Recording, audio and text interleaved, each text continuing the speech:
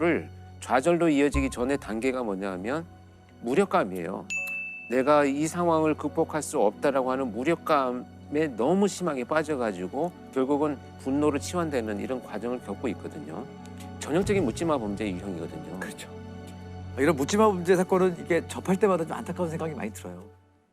강도와 성폭행과 살인이 네. 한꺼번에 일어난 용인 택시 연쇄 강도 살인 사건으로 보도가 된 사건입니다.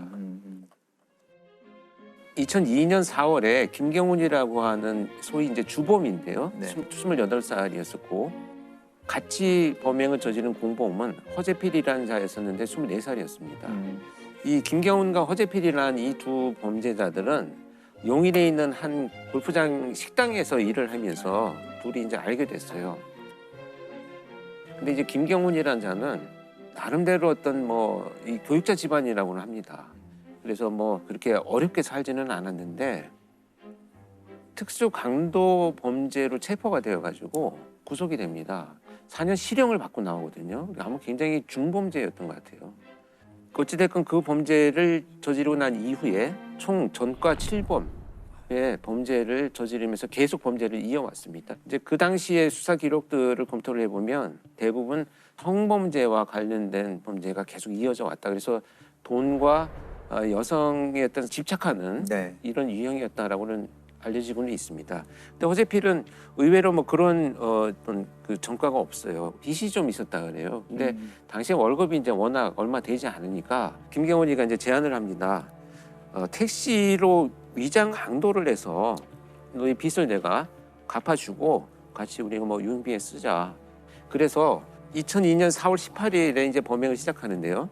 둘이서 차를 타고 가가지고 허재필은 트렁크에 숨어 있고 김경훈이가 자신이 알고 있는 여성에게 그날 잠깐 만나자라고 이제 제안을 해서 영동 고속도로 상에 있는 한 휴게소로 이제 유인을 해서 태워서 갑니다. 그리고 그 휴게소에 도착을 한 다음에 트렁크에 숨어 있던 허재필이가 나와서 김경훈과 합세를 해서 이 여성한테 금품을 강취를 합니다. 그래서 카드를 강취한 이후에 이 여성을 살해합니다. 그리고 이제 인근에 안매장을 한 뒤에 12회에 걸쳐서 286만 원을 인출을 합니다. 그래서 이제 이 살인을 한 이후에 자신감을 가지죠. 이 범죄자 둘은 이제 우리가 뭔가 해낼 수 있다. 두 번째 사건은 며칠 지난 다음에 두 사람은 주차된 택시에 택시 번호판을 일단 훔칩니다. 그리고 그 위에 있는 캡을, 택시 캡 있잖아요. 네. 그것까지 훔쳐와가지고 네. 자기 차에 장착을 해요. 그러니까 번호판하고 그 캡을 캡만 훔쳐서 자기 차에, 그러니까 자기 일반 승용차에 택시로 위장을 한 거죠. 그렇게 이제 택시를 하나 만들어가지고 용인 일대를 돌아다니기 시작을 합니다. 그리고 그날 밤에 오후 11시경에 수원의 한 도로에서 택시를 기다리던 여성을 이제 차에 자연스럽게 태워가지고요. 현금 2만 원을 강취를 하고요. 신용카드를 빼앗습니다. 그리고 노끈으로 목을 졸라서 살해하고 트렁크에 유기를 하죠. 불과 다음 날 이제 하루하루 계속 범죄가 이어집니다. 그래서 밤만 되면 택시를 기다리는 여성을 태워가지고 같은 방식으로 범행을 하고 살해를 합니다. 결국은 이거 카드로는 어차피 많은 돈을 뽑을 수는 없잖아요. 그러니까 그렇습니다. 그 몇백만 원 때문에 계속 그렇죠. 사람을 죽이고 있다는 건데 때로는 몇십만 원, 몇백만 원 그게 정말 정도. 이해가 안 되는 것 같아요. 근데 이게 되게 중요한 부분이에요. 범행이 탄로날 것 같아서 살인을 저질렀다라고 하는 것이 이 범죄자들의 특징으로 지금 보시면 될 것 같고요. 그리고 나서야 이 범죄자들이 자신들의 범행에 대한 이제 수사망이 좁혀지기 시작을 하니까 갑자기 이제 그 다음날 패턴을 바꿉니다. 이 번호판과 캡을 떼어내고 세 명의 여성이 같이 서 있는 곳에 가서 같이 놀러 가자, 드라이브를 하자 이렇게 이제 유인을 합니다. 유인을 해서 자기 차에 태운 다음에 2명을 성폭행을 하고 또다시 같은 방법으로 노끈으로 피해자들을 살해합니다. 그러다가 이제 체포된 과정을 보면요, 계속 범죄가 이제 성공을 하니까 용인의 한 회사 주차장에서 이제 번호판을 훔치려고 하다가 경비원한테 발각이 됩니다.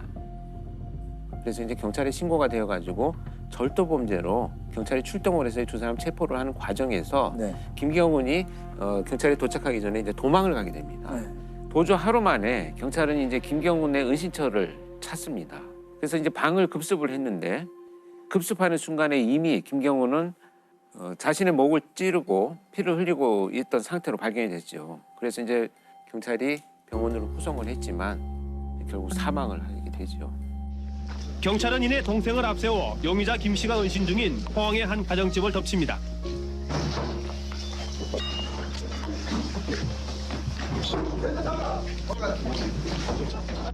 방 안에 숨어있던 용의자 김 씨는 경찰이 들이닥치자마자 바로 자결을 시도합니다.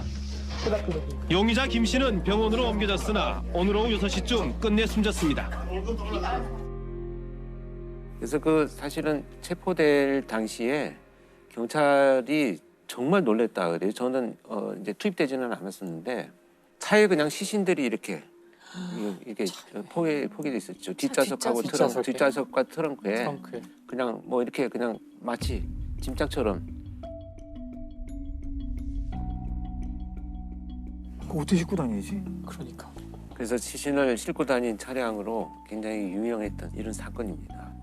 결국 이 두 사람은 단 11일 동안 여성 6명을 살해하고 그들이 뺏은 돈은 단 520여만 원에 불과했다고 합니다.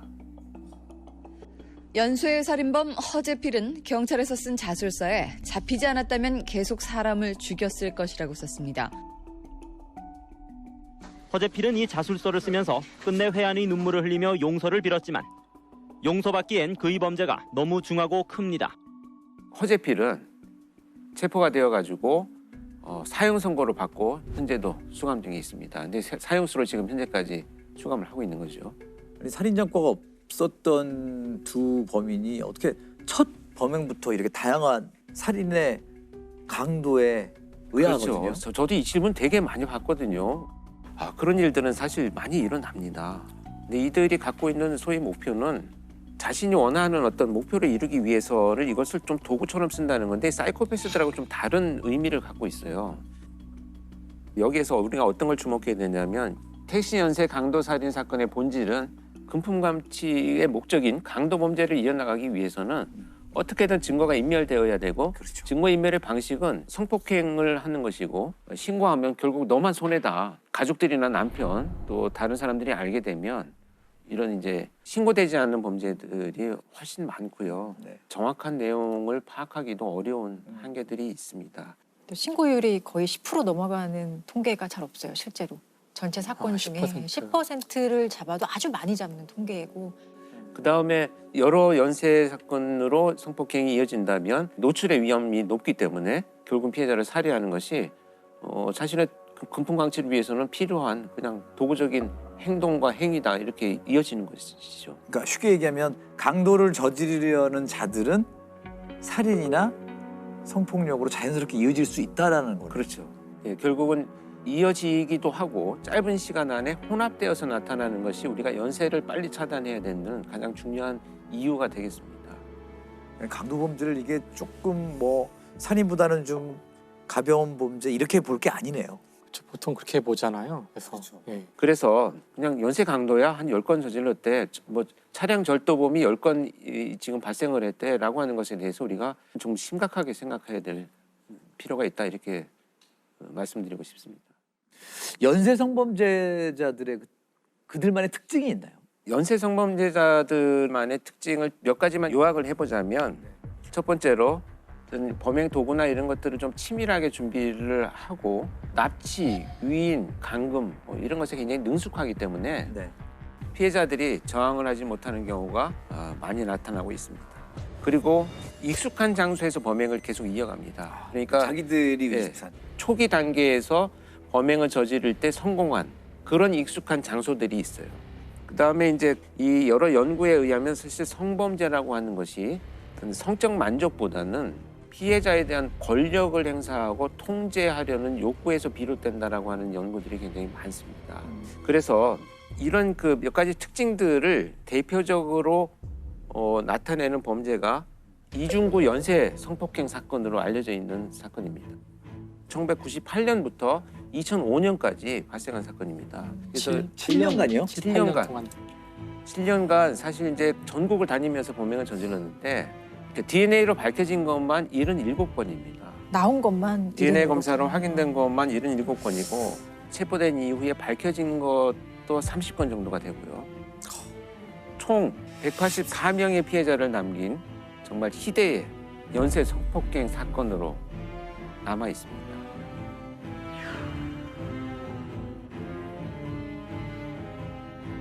이중구는 택시 기사였었어요. 그런데 범행이 처음 발생한 발단이 뭐였었냐면 어떤 여성이 밤늦게 자기 차를 탔는데 돌아왔다라는 이유로 차량 내에다가 택시비를 던져주고 갔다는 거예요. 이건 뭐 본인이 주장하는 겁니다. 그러다 보니까 이제 화가 나서 그 여성이 들어가는 집을 기다리고 있다가 나중에 침입을 했어요. 침입을 했더니 그 여성이 혼자 있어서 자기가 성폭행을 저질렀다라고 이렇게 주장을 합니다. 그 이후로 이제 지역을 옮겨가면서 엄청난 연쇄 성범죄를 저지르기 시작합니다. 주로 젊은 여성들이 많이 살고 있는 대전의 한 원룸촌입니다. 지난 10년간 이 지역에서만 100여 건의 성폭행이 신고돼 여성들의 불안감이 계속되었습니다. 답답하죠. 왜 못 잡을까? 빨리 잡혔으면 하는 바람이죠. 피해자 수도 굉장히 충격적이고 수법도 굉장히 지능적이고 잔인하다고 들었거든요. 정말 이런 연쇄 범죄가 성폭행을 목적으로 한 범죄인데 이 성폭행이 첫 번째 범죄를 자기가 진술한 것처럼 화풀이를 했다라고 하는 이 진술이 되게 중요한 부분이거든요. 그러니까 성폭행을 통해서 피해자가 정말 회복될 수 없는 끔찍한 일을 당하고 있는 이런 어떤 고통스러운 모습, 여기에서 아마 굉장히 큰 자극이 된 것으로 판단이 됩니다.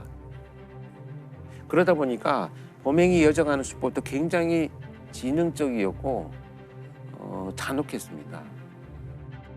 범행 초기엔 주로 원룸에 혼자 사는 여자들이 대상이었습니다. 늦은 밤 귀가하는 여성을 따라 들어가거나 아예 가스 배관 등을 타고 미리 들어가 여성이 귀가하길 기다렸다가 성폭행하는 식이었습니다. 이후 발발이의 범행은 갈수록 점점 더 대담해졌습니다. 같은 장소에서 여러 명의 여성을 동시에 성폭행한 경우도 여러 차례 있었습니다. 심지어 한 번 성폭행한 여성을 다시 찾아가 또 성폭행한 경우도 있었습니다. 7년 동안 그 수많은 피해자들 중에 몇몇은 경찰에 신고했을 것 같은데 그런 건 없었나요? 경찰에 신고를 당연히 했죠. 신고를 해서 경찰이 수사를 했는데 이 당시에 저도 사실 그 현직에 제가 있었을 때인데 네. 계속되는 범행이 이어지니 지방에 있는데 이런 범죄의 패턴에 대해서 이제 분석 의뢰를 받았었는데 그 당시에 몇 건의 신고된 피해자들은 전부 성폭행이 일어나고 난 이후에 몇 시간 동안을 씻게 만들었어요. 그래서 현장에서 증거물 확보가 뭐 불가능했었죠. 피해자들이 그러고 나니까 신고를 해도 불가능하겠다라고 체포가 불가능하겠다라고 포기하는 부분들도 많이 있었고요. 그러나 이제 뭐 증거가 나중에 나오긴 했습니다만 이 연쇄 성폭행 이중구의 이런 범죄 유형이야말로 우리가 생각하는 어떤 테러와 같은 정말 성범죄죠. 이런 끔찍한 범죄 행각을 좀 끊지 못했던 이 심리가 뭘까요? 이런 범죄를 저지르는 자들이 마치 이제 중독이라고 표현하는 이 뇌 기능의 변화를 같이 일으킵니다. 그러니까 예를 들면 내가 사람들한테 늘 모멸과 멸시를 받아왔다라고 생각하는 이런 왜곡된 주관적인 어떤 감정, 이런 것들을 이제 누군가를 지배함으로 해서 회복한다라고 하는 이런 그 감정으로 연결됐을 가능성이 굉장히 높다고 보고요. 그래서 저는 이 연쇄 성폭행 범죄자들이 성중독이라고 생각을 합니다. 자, 이 잔인했던 이중구의 범죄는 어떻게 마무리가 되나요? 결국은 이제 끝까지 이제 이 여러 군데 지역에서 발생한 범죄자들을 이제 경찰이 신고로 받기 시작하면서 DNA를 확보를 합니다. 발발이 이중구 씨 검거에 결정적인 역할을 했던 것은 DNA 감식 기법. 경찰은 범행 현장에 남겨진 통신과 차량 정보를 모두 뒤져 최소한 2번 이상 등장하는 10명으로 용의자를 압축해 주거지 파악에 들어갔습니다. 이 씨는 용의자 중 한 사람으로 지목됐고 이 씨 집에 남아있는 자녀의 DNA를 확인한 결과 가장 유력한 용의자로 결론 내렸습니다. 이중구의 형량은 어떻게 됐나요? 그래서 이제 그 최종 77건의 성폭행 사건의 범인으로 일단 확정이 되어가지고 무기징역이 선고가 됩니다. 오늘 제가 말씀드린 것은 연쇄 강도 강간 범죄지만 연쇄 범죄는 시작되는 순간 결국 계속되는 자극의 발전으로 진화가 되기 때문에 초반 수사가 중요한 유형의 범죄입니다. 그래서 연쇄 강력 범죄에 대한 연구가 지속되어야 되고요. 그에 따른 실효성 있는 예방 대책도 늘어나야 된다 이렇게 생각합니다. 사진과 관련된 사진 예술과 관련된 범죄는 그 이동식 사진가 살인 사건이에요. 아, 네, 네. 굉장히 충격적이죠. 네. 1983년 1월 구로구 호암산, 지금은 금천구예요. 금천구 호암산에 낙엽이 쌓인 곳에서 한 여성의 그 시신이 발견돼요. 아이들이 놀다가 시신을 발견하는데 사실 제가 이 지명을 정확히 알고 있는 이유가 이때 제가 초등학교 6학년이었고요. 제가 여기 살았거든요. 저희 뒷산이라고 할 수 있어요. 그래서 어릴 때 그 살인 사건 이야기를 들었던 기억이 어렴풋이 나는데 이때 시신이 발견되니까 경찰들이 조사에 들어갔고요. 조사를 해본 결과 24살의 여성으로 밝혀졌고요. 독극물을 먹고 이제 죽은 걸로 사인은. 그 여성은 이발소에서 일하고 있던 여성이었고, 그래서 이발소의 단골 손님들을 중심으로 이제 쭉 탐문 수사가 시작된 거죠. 그래서 이제 거기 단골 손님들을 찾아가서 하나씩 만나는 과정 중에 그 이 범인인 이동식, 당시 사진 작가라고 하는 사람인데, 이동식은 특수절도 등으로 전과 3범으로 복역을 마치고 나와서 배관공으로 일을 하면서 동시에 사진 작가를 했다고 그러더라고요. 이 사람한테 경찰이 찾아갔어요. 찾아갔더니 자신은 뭐 사진 작가고 하면서 막 사진을 이제 보여주겠다고 보여주는데, 사진이 대부분 그 여성의 누드를 찍은 사진이고, 근데 일부는 되게 엽기적인 장면들이 있는 거죠. 막 사람이 죽어가는 모습 같은 것도 있고, 막 피가 나는 장면도 있고. 근데 자신은 이제 이게 컨셉이라고 하는데, 그 경찰들이 그 사진을 막 열심히 보고 있는 중에 이 사람이 뭔가 사진 한 장을 이렇게 숨기려고 하는 게 포착이 돼요. 그걸 이제 그 눈썰미가 뛰어나신 이제 경찰 한 분이 본 거죠. 그 사진에는 그 하얀 베일을 쓴 여성이 있었는데, 이제 이게 심상치 않아서 확인을 해보니 그 죽은 그 사람이 맞다. 죽은 사람이 맞다. 그래서 이제 이 집에 대한 압수수색이 시작되고, 결국은 집에서 21장의 사진을 찾게 돼요. 이 죽은 여성의 사진을 찾게 되는데, 이 사진을 가만히 보니까 이게 죽어가는 과정을 찍은 거예요.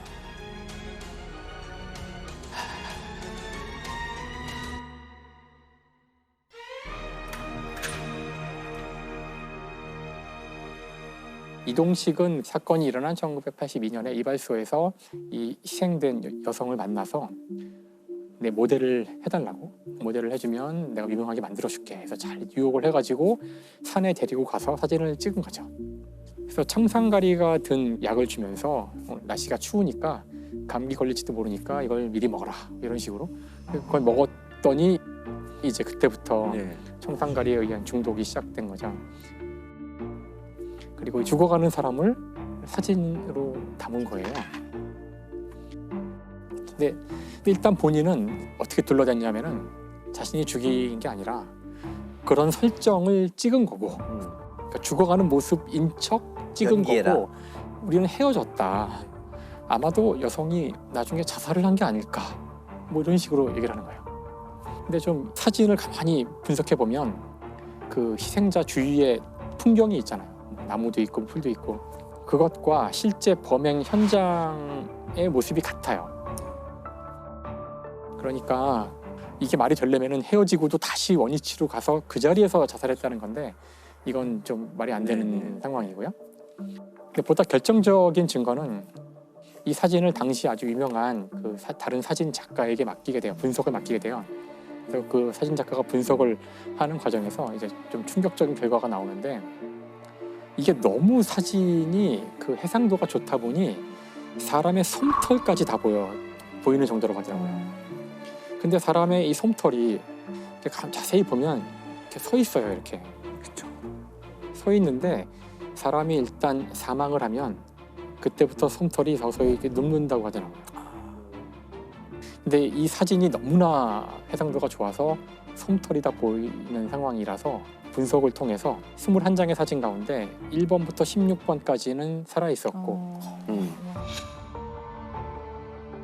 16번, 17번 사이에 사망을 한 것으로, 그래서 17번부터 22번까지는 솜털이 눕는 걸 볼 수 있죠. 이미 사망한 이유이기 때문에. 그럼 살아있을 때부터 사망할 때까지 찍은 거네요. 그렇죠. 그러니까 이 사실이 밝혀지자 이제 또 말을 바꿔요. 이것은 내가 추구하는 예술의 세계다.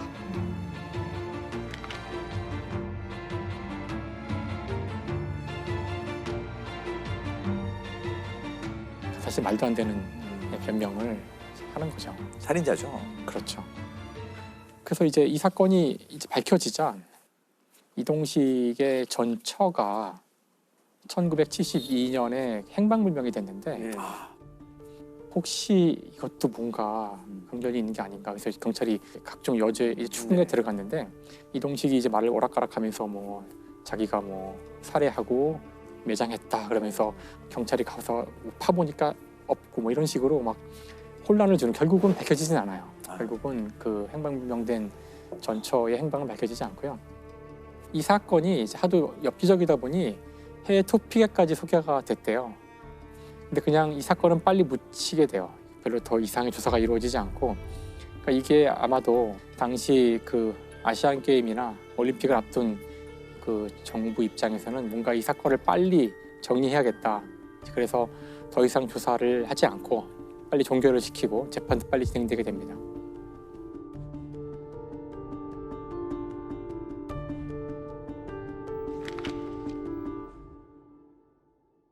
재판부에서는 결국 그 사형을 선고하고 실제로 사형이 집행돼요.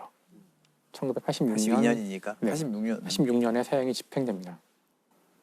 권영 쌤도 이 사건 들으신 적 있다고? 예, 저는 이제 나중에 그 이 케이스 스터디하는 과정에서 이 사건을 알게 됐는데요. 굉장히 충격적이었고 그렇게 된 배경이 있어요. 이 범죄자는 처음에 그 자기가 사진으로 인정받았을 때 그 사진이 굉장히 끔찍한 사진이었어요. 처음에 막 닭을 죽이고 막 닭에 피가 물 막 뿌리고 뭐 네. 그런 사진들을 가지고 그러니까 그 끔찍한 사진을 전시회에 보냈는데 그 당시만 해도 굉장히 그런 충격적이고 뭔가 예술의 어떤 의미가 있다라고 판단을 했던 것 같아요.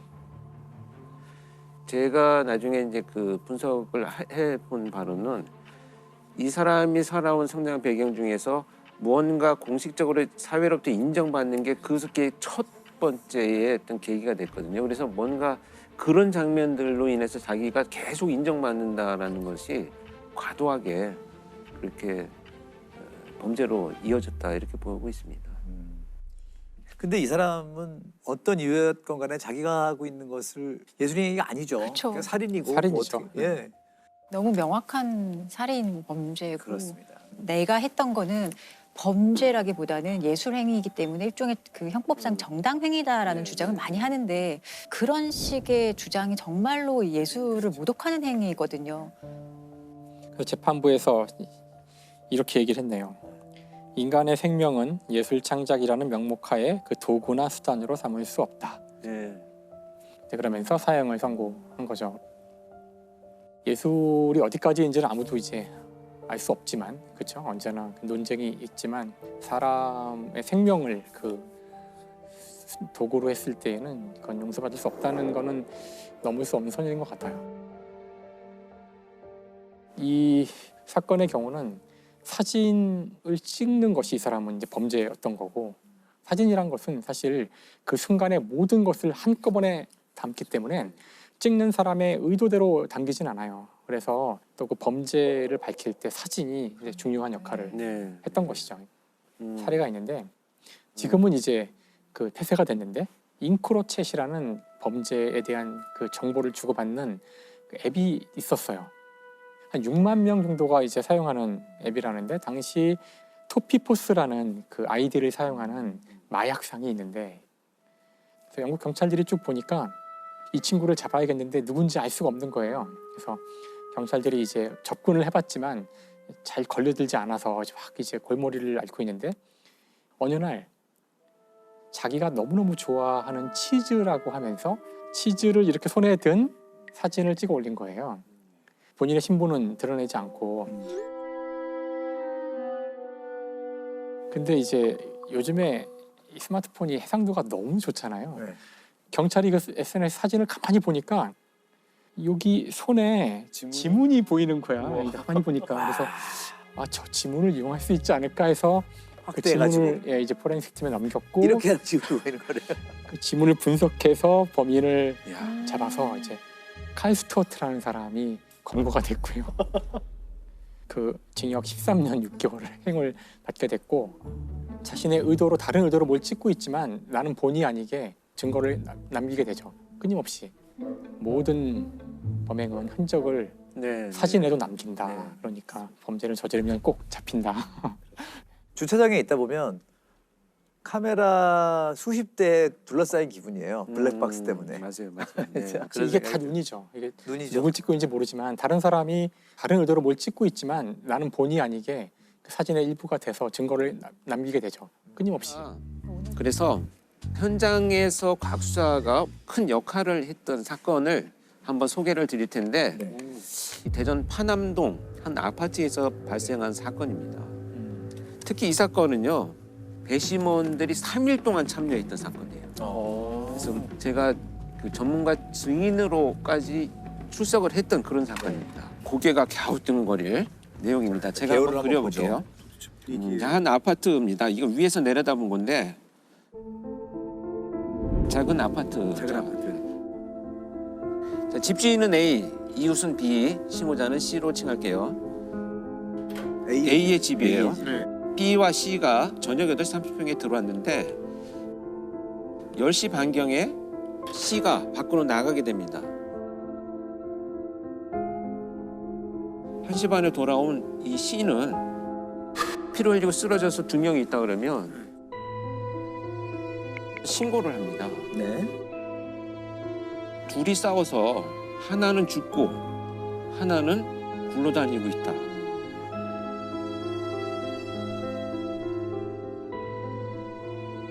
근데 여기 방안의 구조를 보면 여기 작은 상, 소주병, 음식 이런 것들이 있고 네.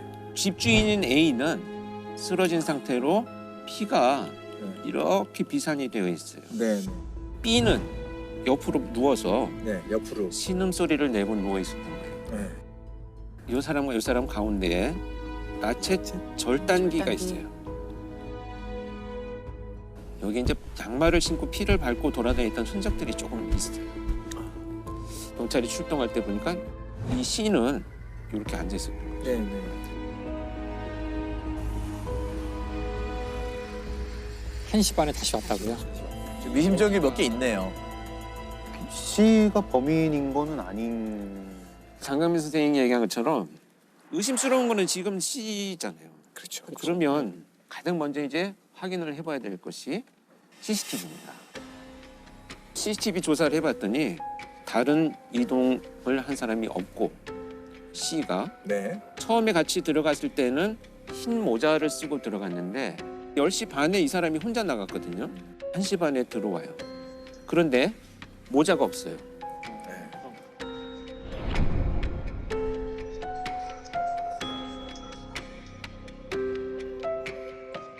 그리고 C가 이 사람의 진술은 뭐냐면 간략히 하자면 둘이 싸우고 쓰러지고 사망을 했기 때문에 화가 나서 살아있는 사람을 뺨을 때리고 이거 범행 도구구나 하고 들었다가 아차 싶어서 내려놨대.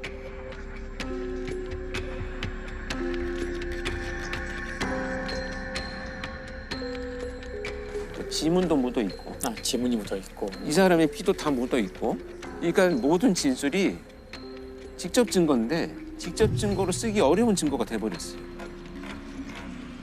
근데 이 정도로만 했는데도 자백을 하지 않으면 증명하기 힘들다라는 거죠.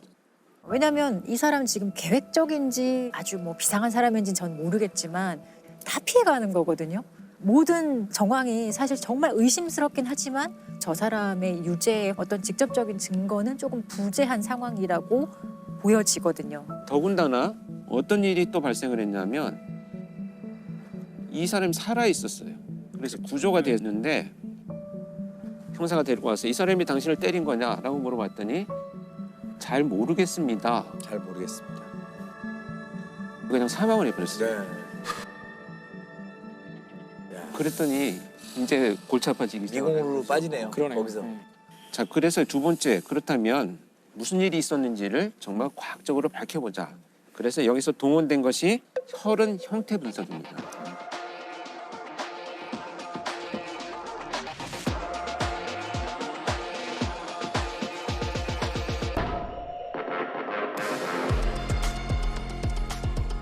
혈흔의 기본 원칙은 혈흔은 날아오는 각도에 따라서 지름의 크기가 다르다라는 원칙을 갖고 있어요. 그래서 만약에 직각으로 떨어진 경우에는 동그랗게 똑 떨어지니까.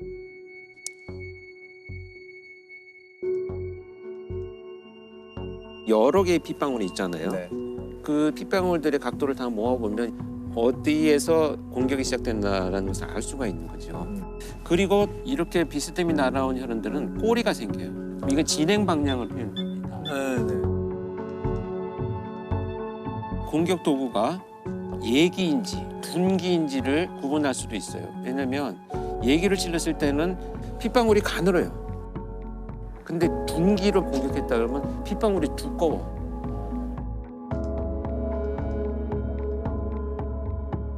오른손으로 때렸는지 왼손으로 때렸는지 뭐 두 대 때렸는지 뭐 다 분석할 수 있는 거죠. 혈흔 형태 분석 결과에 의하면 A라는 집주인이 서 있는 상태에서 공격이 시작돼갖고 쓰러졌는데도 계속 약 80회를 공격했다는 것이 밝혀졌어요. B는 머리를 공격받고 쓰러져 있다가 이불 위에 이렇게 피가 고여 있고 의식이 들면서 이렇게 뒹굴러 나왔다는 거죠. C가 주장하는 바에 의하면 둘이 싸웠어야 되잖아요. 문제는 이 사람과 이 사람 중간 어디에도 서로의 혈흔이 겹친 게 없어요. 그러니까 이 두 사람은 접촉이 없었다는 얘기예요. 둘이 엉겨붙을 일은 없었다. 네, 그렇죠. 그리고 혈흔 족적이 네. C가 양말을 신고 이동하면서 묻은 족적의 크기와 같다는 네. 것이 일단 밝혀졌고요. 그 피는 사망한 A와 B의 혈흔이 혼합돼 있었기 때문에 발자국의 주인공이야말로 두 사람을 다 공격할 때 흘린 피들을 자기가 밟고 다녔다는 것을 재구성이 되겠습니다. 끝까지 부인을 했어요. 그래서 수사팀에서 이제 요청이 와가지고 제가 면담을 했어요. 이 용의자를. 근데 객관적으로 증거가 있으면 기소를 하고 그렇지 않으면 빨리 혐의를 풀어달라. 이렇게 자신의 결백에 대해서 과도한 자신감을 보이고 있었고요. 그건 C일 수밖에 없다라는 게 혈흔 분석을 통해서 나왔는데 무슨 배짱으로 이렇게 부인할 수 있을까? 지금 이 사람의 진술은 몇 가지 특징적인 것만 분석을 해보면 신고 당시에 하나는 죽어 있고 하나는 살아서 뒹굴러 다니고 있다라는 표현을 했거든요. 지금 사람이 피 흘리고 쓰러져 있을 현상을 신고하는 것이 가장 적절한 그 표현인데 이미 죽었다는 것을 자기가 단정을 해버렸고 또 하나는 굴러다니고 있다. 이 사람이 죽였을 거라는 것을 암시하는 표현의 신고예요.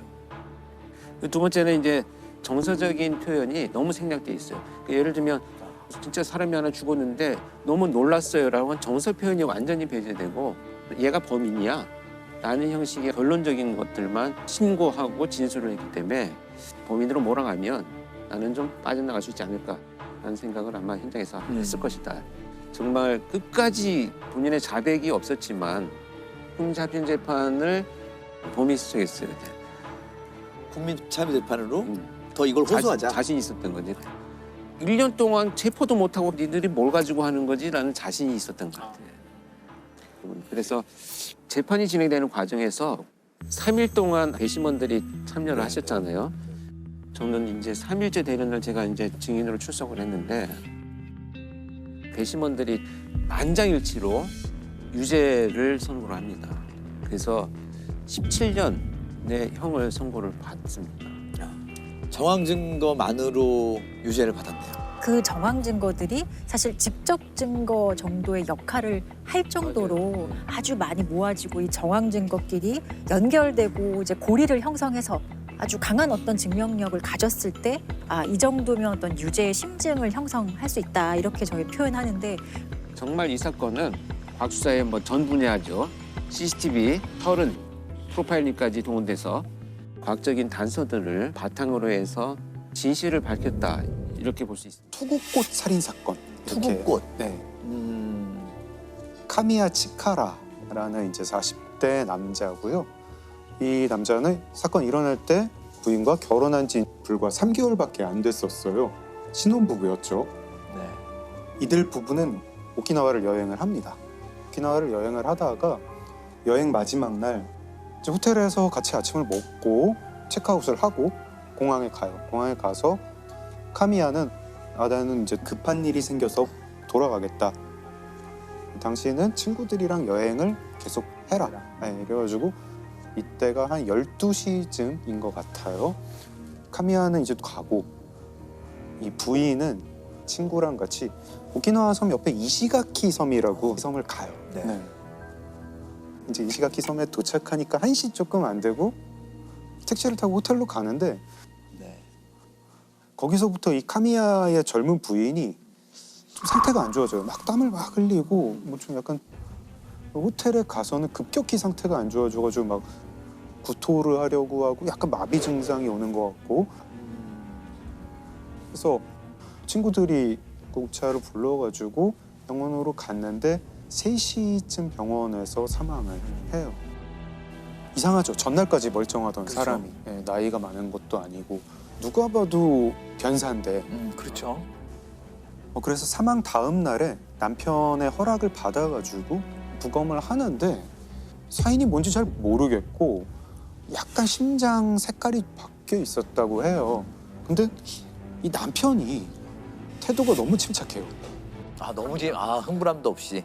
그리고 이 남편이 이제 이 법의학자분한테 한 이상한 말 중에 장기를 다 제자리에 두셨나요? 이런 이렇게 물어봤다고요.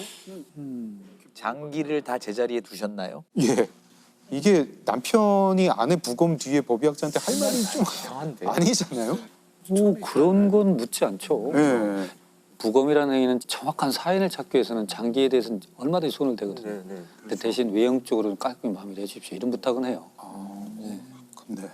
그래서 이 법의학자분이 그 부검 보고서에는 그냥 급성 심근경색이라고 쓰는데 좀 이상하다 생각을 하면서 뭐라고 뭐 증거는 없으니까 사인도 잘 모르겠고 그래서 이 법의학자분이 심장이랑 혈액을 따로 보관을 하세요. 검사용 말고 따로 내가 또 보관을 한 거죠. 보관을 했습니다.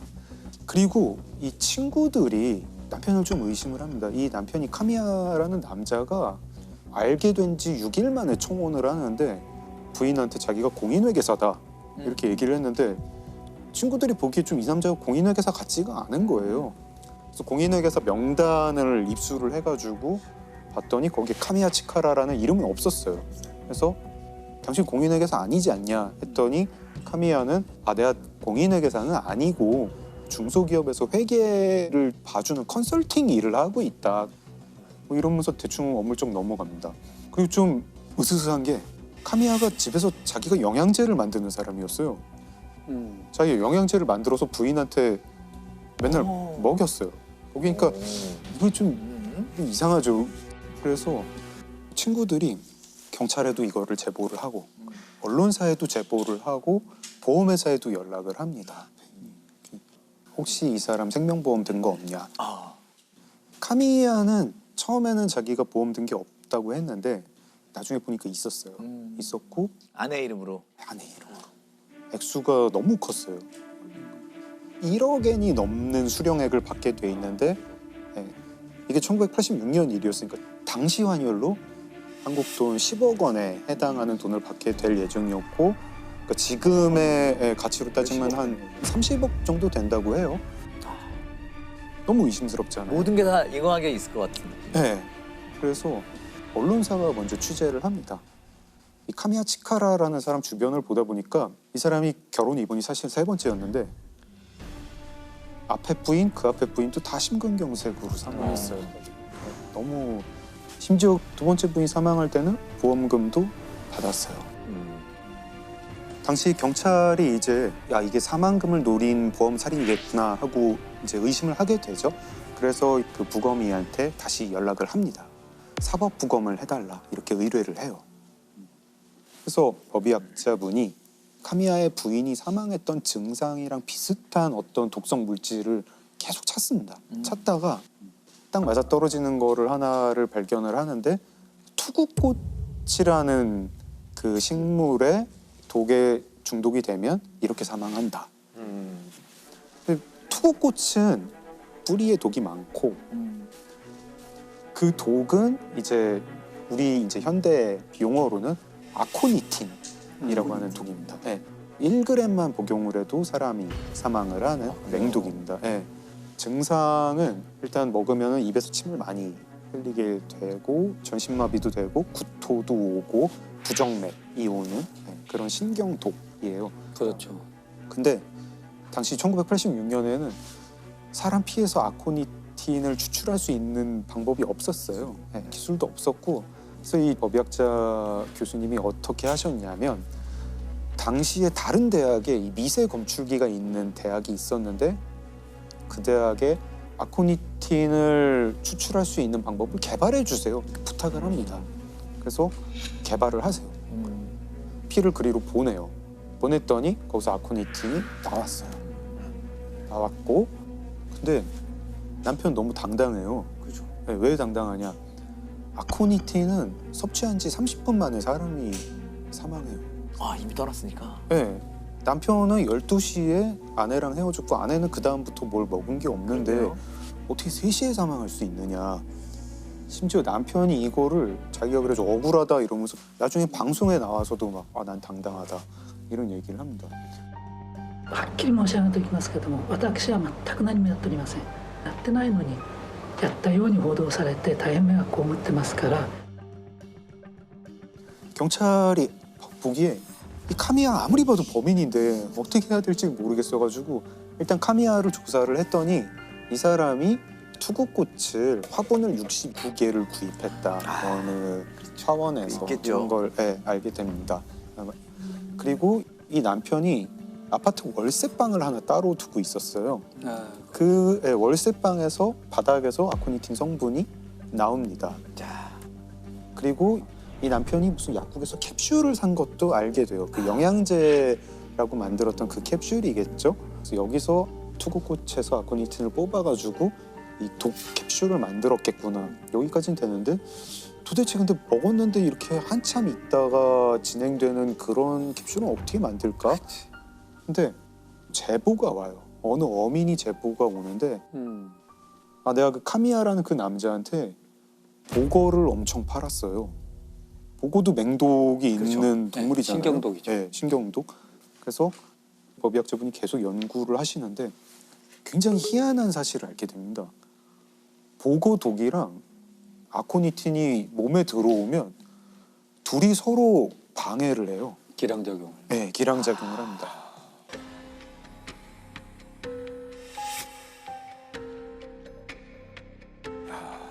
보고독은 아코니틴 독을 방해를 하고 아코니틴 독은 보고독을 방해를 해서 둘 다 원래 먹으면 그냥 바로 응급실 행인데 서로의 기능을 방해하는 거군요. 서로가. 서로의 기능을 방해를 합니다. 노벨상급인데.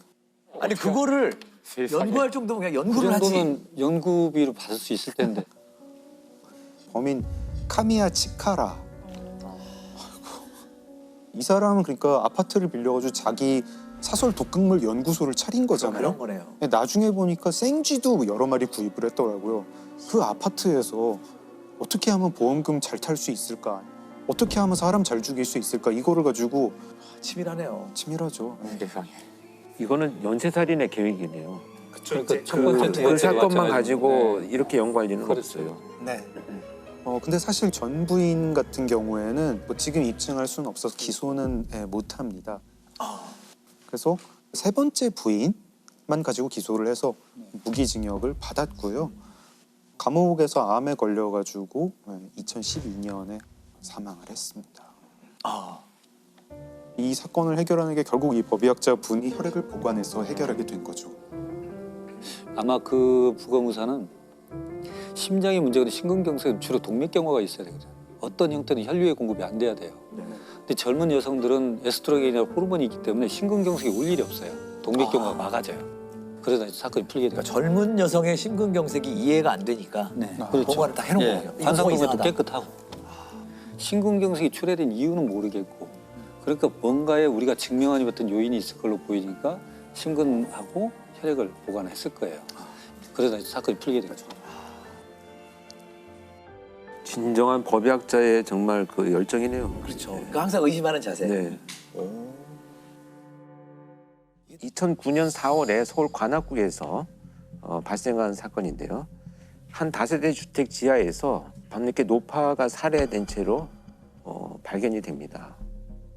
발견 당시에 이제 그 출입문은 시정 장치가 반쯤 걸쳐 있었어요. 그러니까 잠기지도 않고 열리지도 않고 반쯤 걸쳐 있는 상태로 최초에 발견이 됐고요.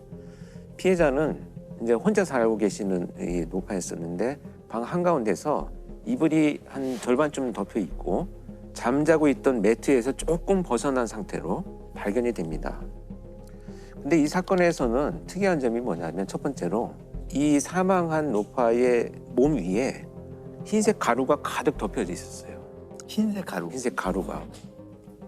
이 흰색 가루를 확인을 해보니까 거기에 있던 밀가루와 설탕이 있었는데 그러니까 그 집에 있는 물건으로 뿌려져 있다. 이것이 이제 확인이 되죠.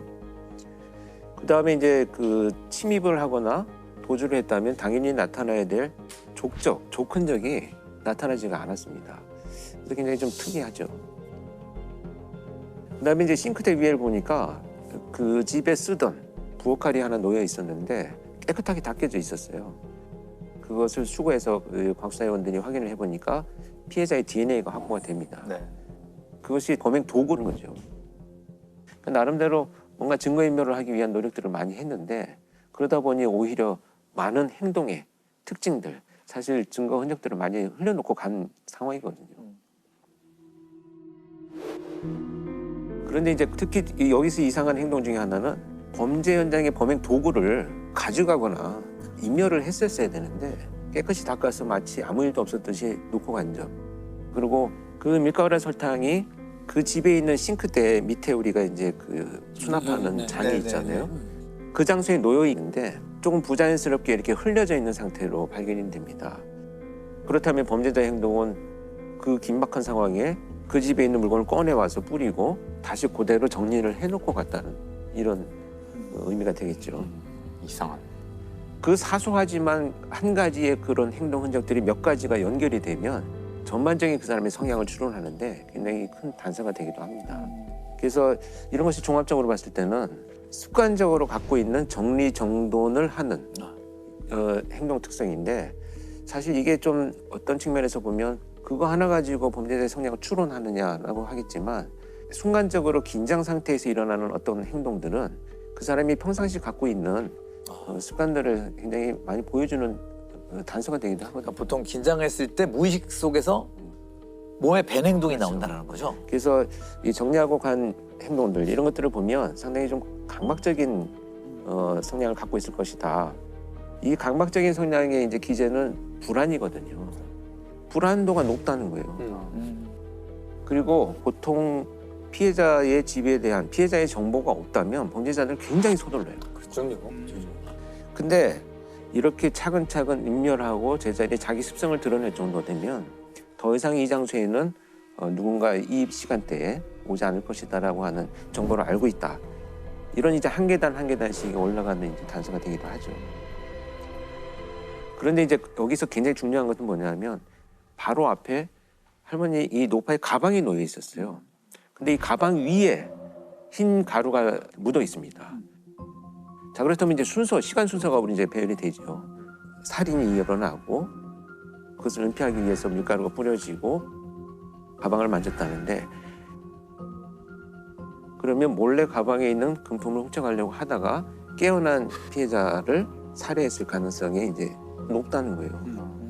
결국은 이제 이 범행의 가장 큰 동기는 이제 금품 절취 또는 이제 강취의 목적을 갖고 있었다. 근데 혼란을 가져왔던 것 중에 하나는 부검을 해봤더니 시신에 무려 37군데가 찔리고 베인 상처들이 37군데. 나타납니다. 그런데 이제 피해자의 어떤 상태를 보면 일어나서 저항하거나 이런 흔적이 없어요. 그러니까 아주 정황이 없는 상태에서도 불구하고 37군데나 이 공격을 했다라고 하는 것이 기존에 이 피해자와 어떤 감정적인 교류들이 분명히 있었을 것을 예상을 하게 됩니다. 야, 근데 이거 뭐 범인 찾아내기가 되게 힘들 것 같은데 찾아냈나요? 네, 그래서 이제 경찰이 당연히 수사를 하고요. 사건이 발생했으니 이제 옆집에부터 가장 먼저 탐문을 해야 되겠죠. 그렇죠. 근데 옆집에서 거주하고 있는 사람들의 상황을 보니까 건축 노동 일을 하는 아버지와 아들 둘이 거주하고 있었습니다. 근데 이제 큰아들은 직장이 없이 혼자 집에서 주로 있었고, 둘째 아들은 이제 밤에 주점에서 이제 일을 하고, 그 당일날 그렇다면 사건이 발생하던 당일날 집에 누가 있었느냐 했더니 아버지와 이제 동생은 일을 하러 나갔고, 네. 아들만 큰아들만 집에 있었던 거죠. 집에 있었어요. 네. 그런데 이제 질문을 하는 과정에서 수상한 점을 포착을 합니다. 이 진술이 큰아들의 진술이 뭐냐면 당일날 사실은 내가 무서워서 말을 못했지만 밤늦게 PC방을 가려고 가다 보니 문이 반쯤 열려 있어서 할머니가 혼자 사시는데 왜 문이 열려 있는가 문을 열고 들어가 봤다는 거예요. 할머니가 피를 흘리고 쓰러져 있었고 그 위에 하얀 밀가루 같은 것이 뿌려져 있는 것을 내가 봤다는 거죠. 자세하네. 예. 20대 초반이었었는데 당시에 너무 놀라고 두려워서 자기는 그냥 의심받을까 봐 나왔다. 이렇게 주장을 합니다. 되게 수상하네요. 그렇죠. 경찰이 이제 이 수사를 진행하게 되는데 이제 시신에서 발견된 그 밀가루가 네. 큰아들의 집 입구에서도 발견이 됩니다. 미세량이. 어떻게 보면 굉장히 타당해요. 들어갔으니까. 들어가서 봤다니까. 내가 갔었다. 그리고 너무 놀라서 밟고 나온 것 같다. 라고 주장을 하니까 이건 사실 정황은 굉장히 의심이 이제 짙어지긴 하지만 이 증거로 활용하기는 굉장히 어려운 이제 상황이 되죠. 실제 무서워서 나왔나 보다 하는 거죠. 그냥. 그렇죠. 그것에 대해서는 뭐 입증할 방법은 없는 거죠. 경찰이 이제 이 집에 압수수색을 시작을 합니다. 압수수색을 시작을 하고 나서 발견한 게 뭐냐면 큰아들이 사용하는 책상, 서랍 속에서 검정색 장갑을 하나 발견하는데 이 장갑에서 피해자의 혈흔을 찾아요. 그래서 이제 일단은 아들을 체포를 하게 되죠. 그런데 어떻게 진술을 하면서 부인했냐면 다시 내가 생각을 해보니 피를 흘리면서 쓰러져 있는 할머니를 내가 손으로 흔들어 봤다는 거죠. 말도 안 되긴 하는데 그래도. 근데 이거요 굉장히 수사에서 여러분들 지난번에도 한번 말씀드렸다시피 이거 법정에서 사실 인정받기 어렵거든요.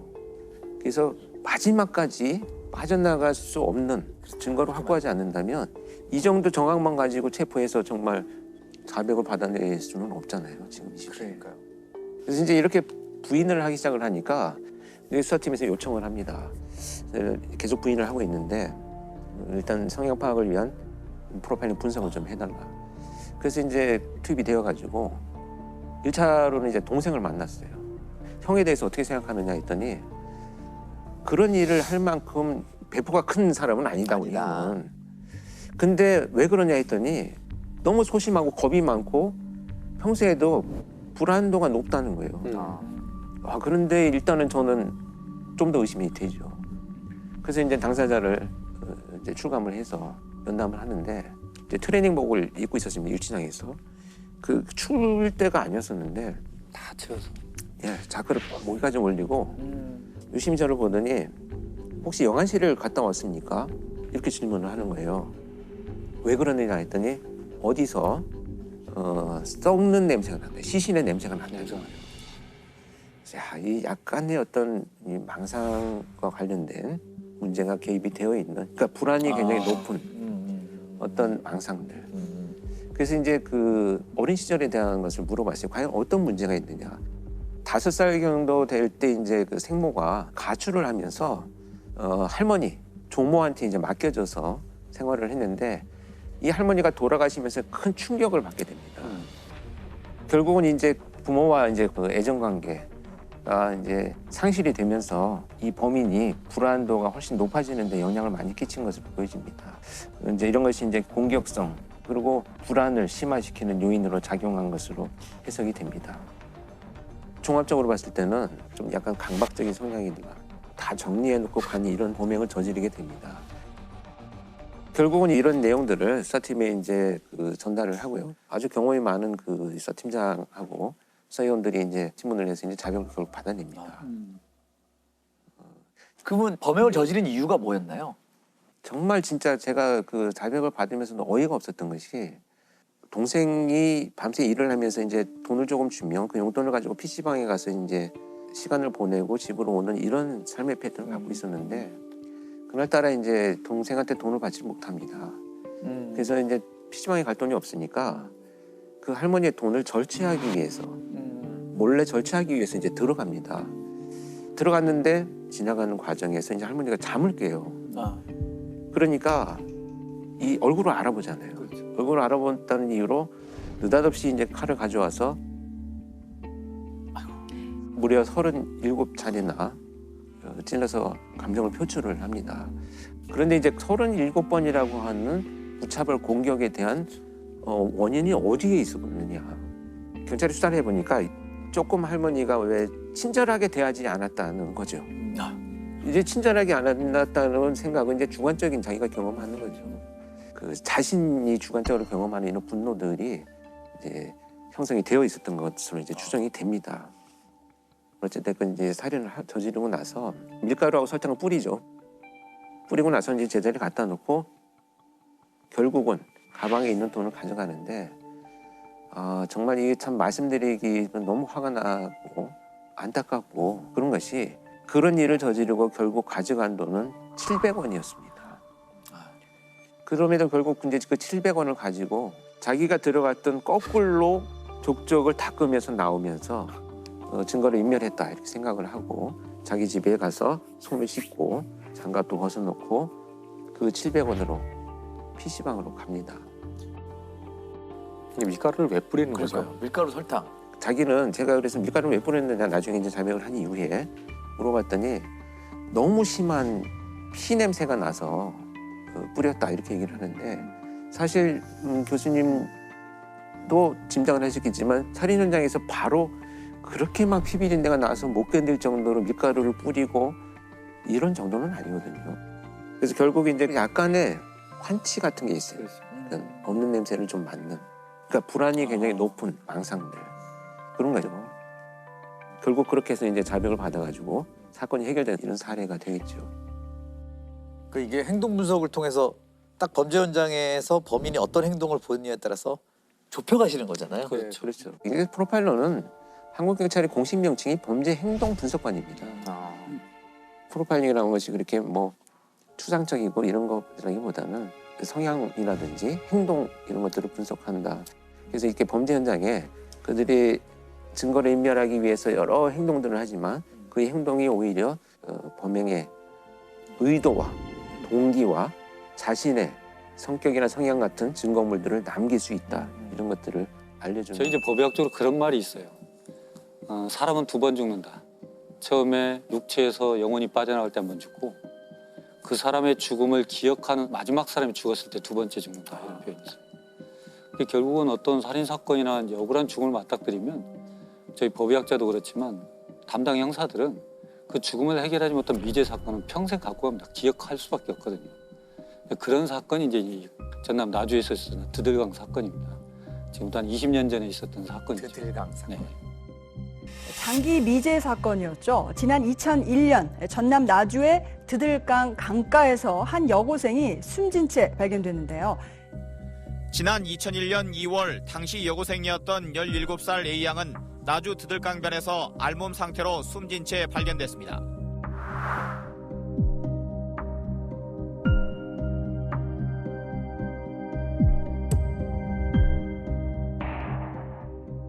어떤 사건이었나요? 17살 먹은 어린 여학생이 고3 진학을 앞두고 있었어요. 근데 이제 갑자기 전남 나주 드들강이라는 하천에서 수중 시체로 발견이 됩니다. 근데 그 문제는 발견 당시 보면은 옷이 다 벗겨져 있고, 그다음에 유리품도 없어요. 옷가지도 없고, 또 엄마가 사주셨던 반지, 꼭 끼고 다녔던 반지, 금품이 또 없어졌고, 전날 핸드폰도 없어진 상태가 되고, 또 그 발견된 장소하고 아무런 연고가 없어요. 결국은 타살인데 유일한 단서는 이제 시신입니다. 사인과 여러 가지 감정으로 채취할 수밖에 없었던 사건이 되죠.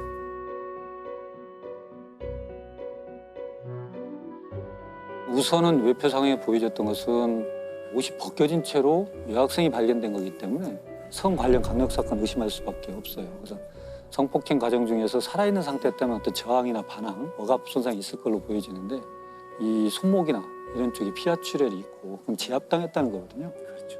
목 졸리는 적, 그다음에 가슴에 압박근 같은 게 있고 좌측 측두부나 후두부에도 뭔가 부딪히는 적이 있어요. 이게 폭행일 수도 있고 사망하는 과정이 부딪힌 것일 수도 있고. 이제 두드러진 것은 얼굴이 뻘개요. 이걸 이제 법의학적으로는 안면 우렬 이렇게 표현하는데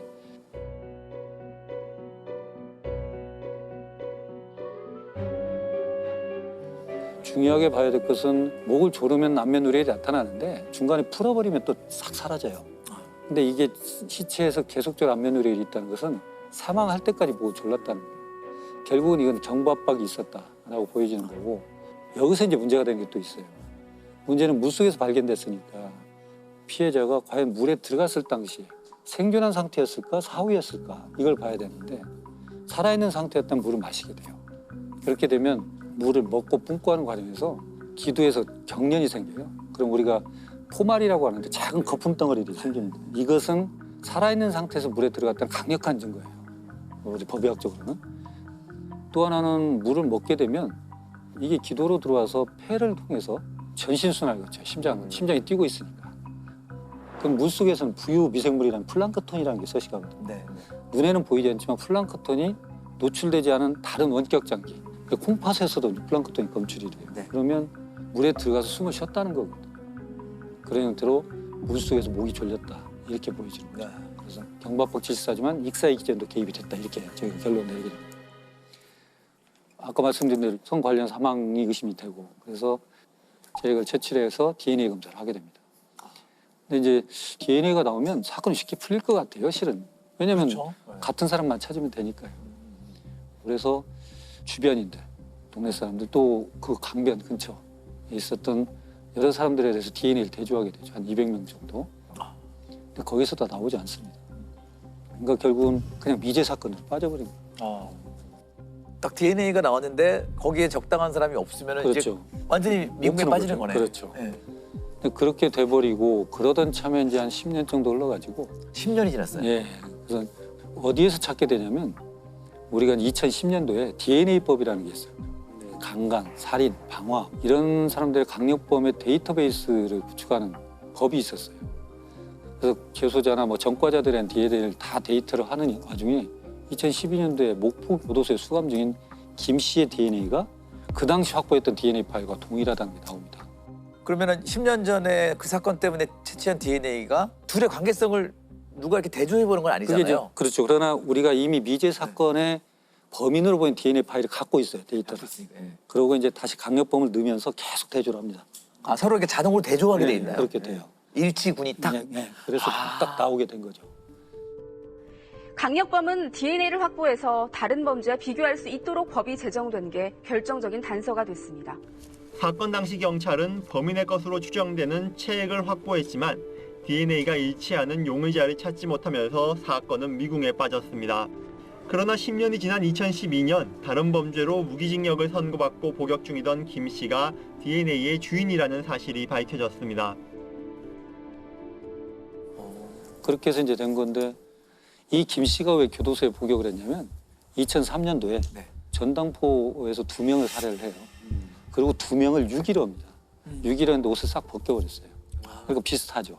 더더구나 피해자들이 갖고 있었던 시계, 귀금속 같은 것도 가져가고 그러니까 반지 없어진 거, 유기한 거, 벗긴 거 이게 유사하기 때문에 이건 범죄 행위 수법 비슷하다 이렇게 증명을 하죠. 근데 그렇게 됐는데 문제는 뭐냐면 왜 이 사람이 용의선상에 안 올랐을까? 그 당시 이 김 씨는 사건 발생 당시로 보면 24살 정도 젊은 친구였어요. 이 A양하고 같은 동네에 살고 있었어요. 네. 그리고 같은 초등학교를 나왔고 A양이 다니던 PC방에 이 김 씨도 다녔던 것이 있고 근데 용의선상에 안 올랐던 거죠. 왜냐하면 김 씨가 그 당시에 주민등록지를 전남 장성에 있는 형네 집으로 해놨어요. 주소 등록지로만 리스트를 잡으니까 전혀 안 잡혔던 거고. 문제는 또 뭐가 있었냐면 그 해에 어떤 절도 사건을 있었어요. 절도 사건이. 그래서 그걸로 교도소를 들어가 있었어요 또. 그러니까 DNA 검사도 안 하고 당연히 수사도 안 받게 되죠. 예전에는 큰 중범죄를 저지르고 도피처로 작은 범죄를 저질러서 교도소에 수감되는 경우들이 있었어요. 그러니까 그것 또한 역시 뭔가 수사망을 피하려고 하는 의도적인 거 그렇죠. 아니었을까. 네. 일부러 그렇게 이제 추정은 되죠. 일단 처음에 굉장히 완강하게 부인했을 것 같은데요. 그렇죠. 이제 실은 DNA가 검출됐다는 얘기를 안고 접근을 해요, 형사들이. 그러니까 A 양을 전혀 모른다. 만난 적도 없다는 건 당연하고요. 그렇게 완강히 거부를 했죠. 근데 나중에 보면 그 당시에 A 양하고 인터넷으로 접속이 됐었던 것도 나와요. 그러니까 이것이 거짓말이었다는 건 나옵니다. 김 씨는 평소에도 인터넷 채팅 사이트를 통해서 여러 여성들을 만나왔습니다. 이 사이트에서 만난 여성들을 상대로 폭력을 휘둘러서 상해죄로 처벌받은 전력도 확인이 됩니다. 그게 이제 일관된 진술이 뭐냐면 그 당시에 내가 여러 여자를 만났고 그런 속에 성관계도 있었다. 그 중에 하나일 것이다. 그러나 살인은 내가 저지르지 않았다. 성관계는 있었지만 살인을 저지르지 않았다고 우기는 거니까요.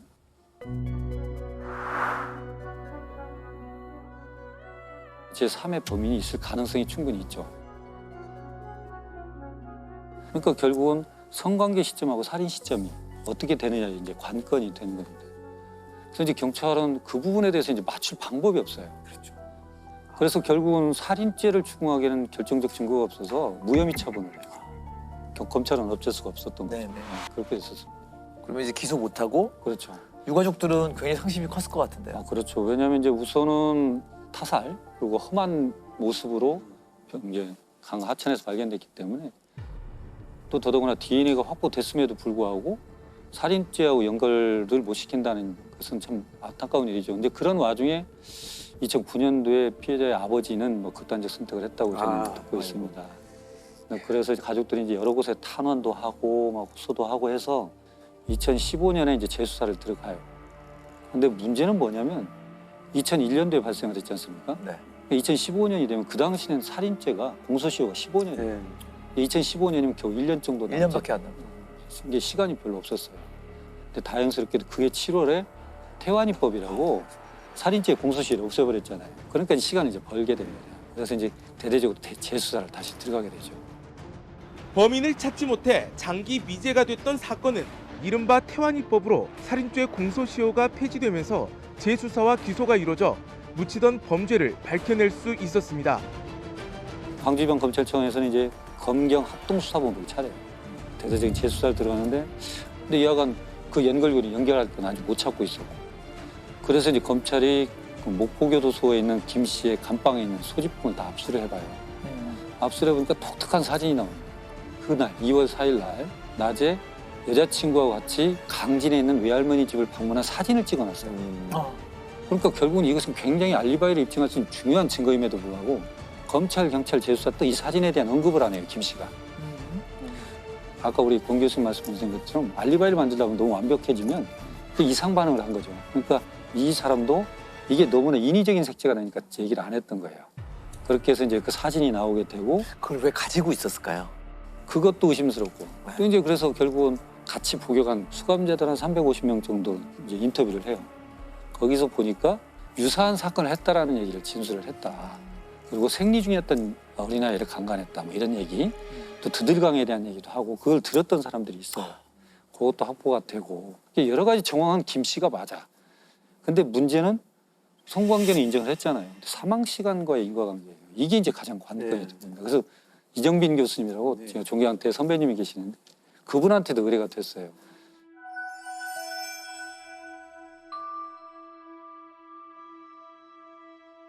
어디서 착안을 하냐면 아까 수중 시체로 발견됐다고 그랬잖아요. 그러니까 시신에서 증거가 소실될 확률이 높으니까 그래서 수사관들이 체액을 채취하는 과정을 정확히 기록을 했습니다. 뭐라고 기록을 했냐면 처음 채취할 때 입구에서 가까운 쪽을 할 때는 희멀건 정액이 나왔다. 묻어서 나왔어요. 면봉에.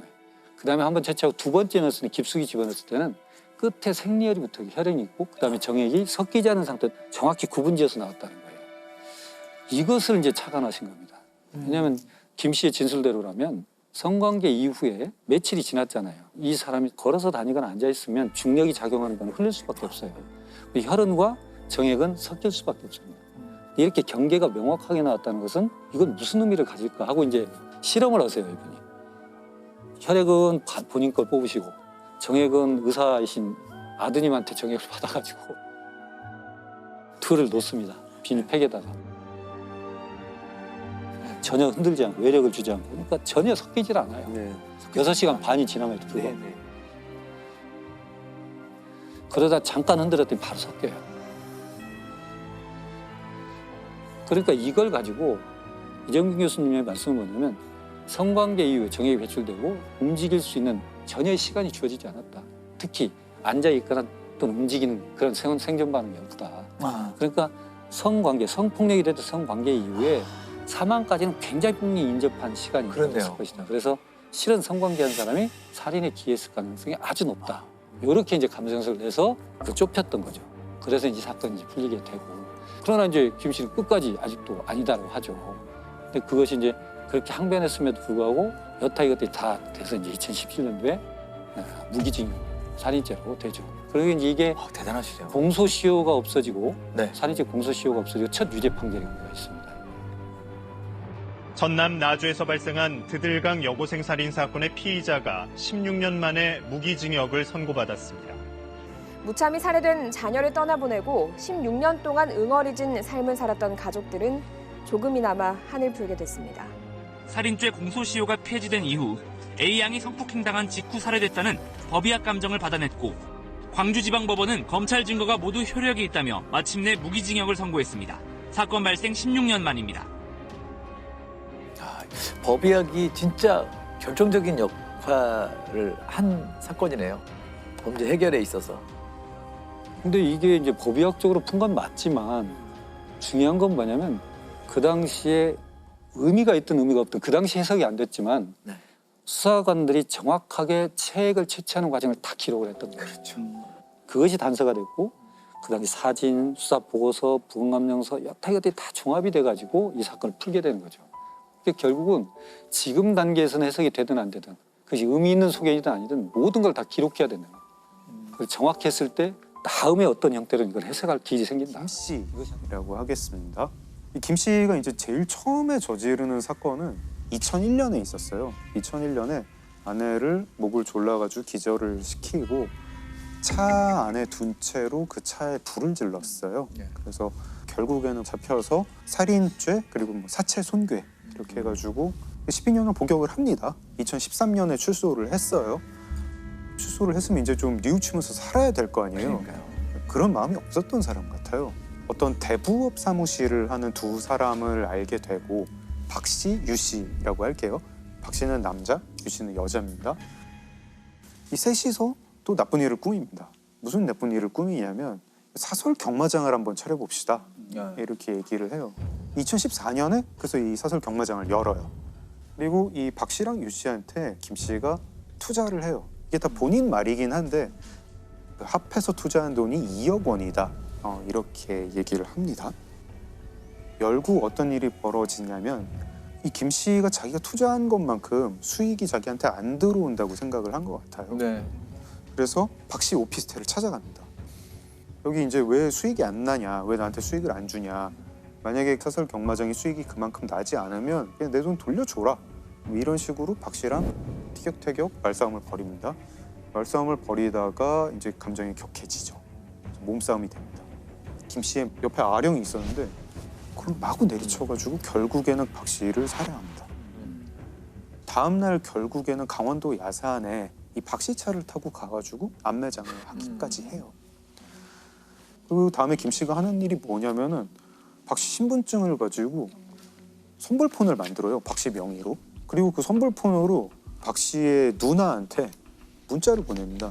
누나 나 사업 어려워가지고 좀 도망 좀 가야겠어. 외국으로 나 도망간다. 이러고 문자를 보내요. 그리고 안매장 연락이 안 될 것이다 이런 거죠. 예, 그렇죠. 심지어 안매장을 하기 전에 김 씨가 박 씨 집에 수습을 하려고 하고 있는데 박 씨 누나가 찾아오기까지 합니다. 그때 김 씨는 되게 태연하게 박 씨 누나한테 당신 동생이 지금 내 돈 가지고 튀어가지고 내가 여기 왔는데 이거 어떻게 할 거냐고 막 이러고 따져요. 그러니까 박 씨 누나는 자기 동생을 살해한 그 김 씨한테 아유 죄송합니다, 미안합니다. 네, 집으로 돌아가요. 도망간다니. 네, 갔다니. 나중에 정말 황당한 거는 이 김 씨는 나중에 박 씨 가족 집을 또 몇 번 찾아갑니다. 찾아가가지고 당신 동생 아직도 한국 안 왔는데 내 돈 어떻게 할 거냐 이래가지고 돈을 꽤 받아가기도 해요. 예, 정말 뻔뻔하죠.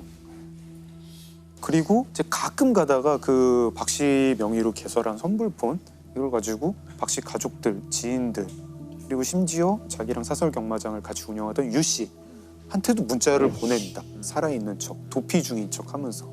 그래서 박 씨 가족은 그 박 씨가 사망했다는 사실을 전혀 눈치도 못 채고 실종 신고도 안 했어요. 어딘가 숨어 있구나. 네, 이렇게 2년이 지나갑니다. 굉장히 보통 거는 좌불안석이었을 것 같은데 어떻게 지냅니까, 김 씨가 그래서? 원래 그 셋이서 사설 경마장을 하고 있었잖아요. 근데 이제 박 씨가 사망했으니까 김 씨랑 유 씨랑 둘이서 경마장을 하게 됐죠. 사업이 잘 됐어요. 그래가지고 게임장도 열었어요. 둘이서 이제 사업을 하는데 또 김 씨가 이 탐욕스러운 마음이 생기는 거예요. 뭔가 수익 배분을 난 좀 더 받고 싶다. 유 씨한테도 이제 슬슬 불만이 생기는 거예요. 그래서 유 씨를 방에 불러내는데 박 씨 휴대폰으로 불러내요. 수원의 어떤 건물 지하 주차장으로 이렇게 불러내니까 아마 그 유 씨는 그 2년 전에 도망간 박 씨가를 이제 오랜만에 만나겠네 하면서 왔겠죠. 나왔는데 그 지하 주차장에서 있던 거는 이제 김 씨가 나오고 유 씨가 타고 있던 차에 김 씨가 이제 들어갑니다. 거기서 또 말썽을 하다가 김 씨가 유 씨를 목을 졸라가지고 살해를 합니다. 되게 좀 악마 같은 사람인 것 같아요. 그리고 이제 정말 대담한 게 뭐냐면 그래도 박 씨는 이 살해를 한 다음에 안매장을 했잖아요. 네. 이제는 뭐 안매장도 약간 좀 성가시다? 그냥 유 씨를 트렁크도 아니고 뒷좌석에 눕히고 그 위에 티슈 한 장 올리고 그때 밤이었는데 수원에서 두 번째로 큰 공영 주차장에 갑니다. 야외 주차장이에요. 네. 그 날이 이제 일요일 밤이었거든요. 이 주차장은 주말에 쉬어요. 그리고 CCTV도 별로 많이 설치가 돼 있지 않은 그런 주차장이었어요. 거기에 그 차를 몰고 갑니다. 가서 그날 맑은 날이었거든요. 차에서 내릴 때는 우산을 펴고 내려요. 얼굴 가리는 용도로. 새벽 1시에 또 그 박 씨 선불폰으로 자기가 알던 변호사 사무실 직원한테 문자를 보내는데 문자 내용이 형님 제가 같이 일하던 여자를 죽였어요. 지금 그 시신을 수원의 무슨 공영 주차장에 차에 뒀는데 차 번호가 이거예요. 형님이 경찰에 신고를 해주시면 제가 한 달 내에 자수하겠습니다. 이 문자를 받은 변호사 사무실 직원은 박 씨라고 생각을 하죠. 최근에 모습이 안 보였던 그 박 씨. 이 변호사 사무실 직원이 놀래가지고 아침에 경찰에 신고를 합니다. 그 수원 공영 주차장에 갔더니 그 번호차가 있어요. 봤더니 이제 어느 여인이 뒷좌석에 누워 있고 얼굴에는 티슈가 덮여 있고 목 절려 죽은 것 같아 보이는 상태로 사망을 했죠. 오늘 오전 10시쯤 수원시 한 공영 주차장에서 60살 여성이 승용차 뒷좌석에서 숨진 채 발견됐습니다. 경찰은 오늘 오전 지인인 여성을 살해한 뒤 차 안에 방치했다는 내용의 문자 메시지를 받은 신고자의 제보로 수색을 했다고 밝혔습니다. 경찰이 이제 수사하는데 이제 제일 먼저 하는 거는 그 문자 보낸 박 씨라는 사람 찾아야죠. 근데 좀 이상한 거예요. 이 박 씨는 외국에 있다고 하는데 박 씨 휴대폰은 국내에 있어요. 그렇죠, 기지국 그렇죠. 국내에 있고 휴대폰 통화 내역을 봤는데 모든 사람과 문자로만 소통을 하고 이 박 씨는 뭐 이렇게 한의원을 주기적으로 가가지고 뭐 물리치료를 받는 사람이었다고 해요. 최근 2년 새 받은 적이 없고 신용카드 쓴 적도 없고 너무 생활 반응이 없는 거예요. 네. 소위 이제 생활 반응이라고 하는 것은 이제 법의학에서 얘기하는 생활 반응하고는 완전히 다른 의미인데 생존 반응이라고 이제 쉽게 해석을 하죠. 우리가 지금 이 시대를 살아가면서 흔적을 안 남길 수는 없어요. 그러니까요. 신용카드, 휴대폰, 기지국, 그다음에 뭐 교통카드, 특히 이제 의료는 전혀 안 남길 수가 없고 그런데 이런 것들이 전혀 나타나지 않는다는 것은 이 사람이 문제가 있다는 거예요. 아마 제가 볼 때는 지금 이미 수사팀에서는 휴대폰만 나오고 나머지 생존 반응이 없다라고 하는 것은 이 사람한테 문제가 있다는 것을 이미 포착을 했는데 그 정도 막연한 거 가지고 지금 체포를 못하니까 아마 증거 자료를 수집하고 있는 단계라고 생각을 합니다. 사실 뭐 이렇게 생존 반응이 없으니까 경찰에서 수사하면서 뭐 그렇게 오래 걸리지도 않았어요. 금방 알았어요. 이거 산 사람이 아니구나. 누가 이 폰을 가지고 문자를 보내고 있구나. 누굴까? 근데 이게 너무 쉬운 게 김 씨 핸드폰이랑 박 씨 핸드폰은 늘 기지국이 같은 거예요. 그럼 김 씨죠. 바로 체포를 합니다. 거기서 다시 나오네요. 그리고 그 우산도 참 뭐 오히려 덜미를 잡게 해준 게 우산을 비닐봉투에 넣는 게 CCTV에 잡히거든요. 그리고 조금 있다 보니까 김 씨 집 주변에서 김 씨가 그 똑같은 비닐봉투를 들고 있는 게 또 잡혀요. 그래가지고 뭐 이거 2개 맞으니까 데려다 놓고 이제 피의자 신문을 하죠. 경기도 수원의 공영 주차장에서 60대 여성을 살해한 남성이 2년 전에도 살인을 저지른 것으로 드러났습니다. 동업자를 살해한 혐의를 받고 있는 60살 김모 씨가 결국 2년 전 돈 문제로 다투다 박 씨를 살해해 강원도의 한 야산에 묻은 혐의도 털어놨습니다. 이 사람은 2001년에 교도소에 가서 2013년에 나왔잖아요. 2001년에 아내를 죽인 김 씨는 3년 동안 2사람을 더 죽이고 2016년에 다시 교도소에 갑니다. 그래서 무기징역. 아마 뭐 교도소에서 삶을 마감할 텐데 이 사건을 보면서 어떤 격언이 하나 생각났는데 이게 뭐 흔히 링컨이 했다고 하는 격언인데 모든 사람을 잠시 속일 수 있다. 몇몇 사람을 영원히 속일 수도 있다. 하지만 모든 사람을 영원히 속일 수는 없다. 없죠. 모든 사람을 속일 이 김 씨가 박 씨를 살해했을 때 그리고 이제 거짓 계획으로 사람들을 속였을 때 몇몇 사람만 속인 거잖아요. 근데 그러고 나서 유 씨를 살해한 다음에는 이제 간 크게도 수사기관을 속여야겠다. 내가 모든 사람을 속여보겠다라고 했더니 며칠도 안 돼가지고 그냥 바로 들통이 났습니다. 강 변호사 얘기 들으니까 의외로 완전 범죄라고 범인이 안 잡힌 것들은 그냥 우연히 안 잡혔을 것 같아요. 그쵸. 완전 범죄를 꿈꿨던 사람들은 다 잡히고 네. 어떻게 하다 보니 안 잡힌 사람들일 것 같아요. 맞아요. 미제 사건들은. 네. 어떻게 보면 그런 경향성이 높아요. 그렇죠. 네. 그러니까 완전 범죄 자체가 본인의 계획이 성공해서 안 잡힌 게 아니고 그냥 이상한 예상할 수 없는 우연히 뭐 깃들어가지고 안 잡힌 거지 역시 그 완전한 알리바이 이런 건 없는 것 같아요. 피해자를 위해서라도 이 사건의 진실이 밝혀지는 건 정말 중요한 것 같습니다. 저는 이제 이번에 방화 범죄를 좀 분석을 해보고자 하는 건데 법률에서 보통 대부분 고의성이 없으면 처벌하지 않는 범죄들이 많아요, 형법상에. 그런데 유일하게 실수로 불을 저질러도 처벌하는 것이 방화예요. 굉장히 치명적인 피해이기 때문에 그만큼 조심하자라는 의미로 실화도 처벌하는 것이 이제 방화 범죄입니다. 또 지금이 그런 계절이죠. 계절이죠. 그리고 계절상 산불이 나면 걷잡을 수 없죠. 지금 뭐 이 건조한 시기에. 그래서 저는 이제 이번에 숲사랑 홍보관이 있어요. 산불과 관련된 전시관인데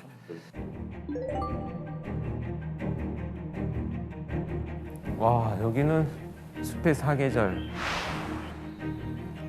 소리도 난다. 숲과 국의 효과. 아, 되게 낭만적이다. 강원도에 낭만이 있는 것 같다. 아, 낙산사 화재 장면인가 본데요. 보는 것만으로도 가슴이 타들어가는 느낌이네요.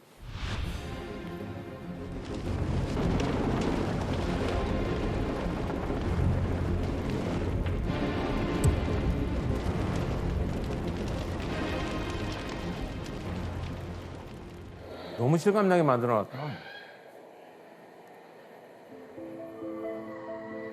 삶의 터전이 다 사라진 거잖아요, 그냥.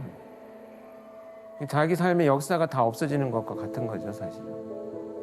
저도 현장에 많이 출동을 해봤거든요. 칼코리처럼 생긴 그걸로 일단은 잔불 제거를 위해서 막 긁어냅니다. 근데 이럴 때 시신이 만약에 있으면 신체 일부가 이렇게 뜯어져 나오는 경우들이 있어요. 그래서 소방관들께서 너무 충격을 받아갖고 트라우마가 있어서 정신과 치료를 받는 분들이 굉장히 많다고 이렇게 얘기합니다. 보는 것만으로도 사실 굉장히 끔찍하죠. 그래서 아주 위험한 것이 이제 결국 불이죠. 방화를 저질러서 증거를 인멸한 사건을 하는 경우가 많아요. 그런데 이 사건은 방화가 범행 도구로까지 진화한 불을 질러서 살인의 도구로 사용한 범죄입니다. 방화로 살인을 저지른 방화살인. 방화살인이에요. 양양에서 2014년에 있었던 사건인데 강원도 양양주택에서 불이 나 일가족 4명이 목숨을 잃었습니다. 이웃집 여자가 돈 때문에 저지른 범행인 것으로 드러났습니다. 경찰은 이 씨가 피해자들에게 수면제를 먹인 뒤 불을 지른 것으로 보고 있습니다. 이 가해자와 피해자는 학부모 관계로 두 분이 만납니다. 같은 동네 사는 친한 언니 동생 사이였는데 채무관계 때문에 사이가 나빠져요. 가해자가 빚독촉을 받으니까 범행을 계획하게 됩니다. 친하니까 이제 자연스럽게 들어가고 수면제를 먹이고 여기저기 불을 질렀어요. 아이들과 이 어머니는 사망한 거죠. 불이 나니까 주변에서 신고를 했어요. 신고를 했는데 가해자인 이 사람이 소방이 도착하는 순간에 막 달려들어서 저 안에 사람이 있다고 막 구호를 해달라고 막 이렇게 목격자인 행세를 하기 시작을 합니다. 소름 끼친다. 그래서 사실은 이제 수사가 이제 어려워지고 그런 이제 배경이 되었는데 수사를 진행하다 보니까 목격자 행세를 했던 이 여성이 동네 사람들한테 이상한 소문을 내기 시작을 해요. 저 사람이 나한테 돈을 빌려갔는데 갚지 않고 스스로 비관을 해서 자녀들을 죽이고 자기가 죽은 거다. 막 이런 이상한 소문을 퍼뜨리기 시작을 해요. 경찰이 화재가 다 진압되고 나서 다시 한번 집을 수색하자라고 하는 과정에 신발장 안에서 이 돌아가신 분이 자기한테 돈을 빌려간 게 아니고 이 사람이 돈을 빌려간 차용증이 발견된 거예요. 그것이 발견되면서 이제 반전이 일어나죠.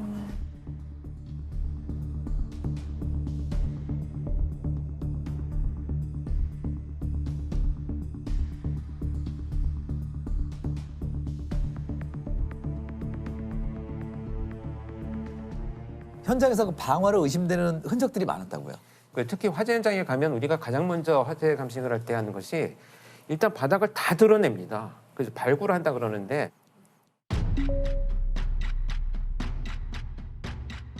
정말 삭하고 호미 이런 걸 갖고 와가지고 싹 다 드러내요. 그리고 바닥을 보기 시작을 하는데 이나무질을 막 이렇게 뿌리잖아요.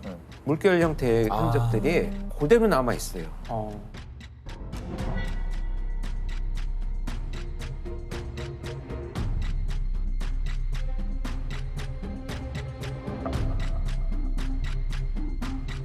이 현장에서는 몇 군데의 발화원이 있었어요.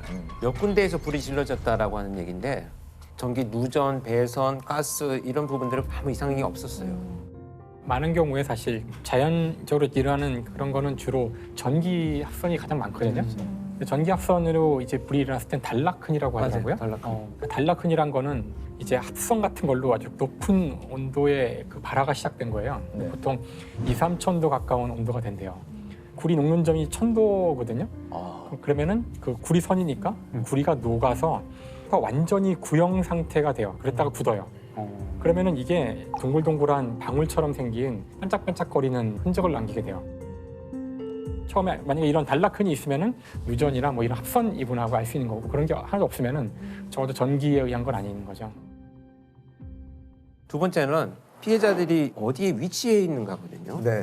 대부분 장구적인 노력을 할 때 보면 뭐 어디로 가겠습니까? 뭐 욕실이나 물이 있는 곳으로 가죠. 싱크대, 욕실, 창문 이런 데서 발견이 되는 것이 정상적인 과정인데 그냥 바닥에 흩어져서 사망해 있었기 때문에 피해자들의 호흡기를 검사를 해봤더니 전부 검정매가 다 묻어서 나왔어요. 그러니까 호흡을 하고 있었다는 건데 이렇게 숨을 쉬고 있으면서도 불구하고 장구적인 노력을 못했다면 약물이나 기타 뭐 여러 가지 범죄 피해를 이미 당했을 가능성이 있으니까 부검시에 약물 검사를 훨씬 더 많이 의뢰를 하죠.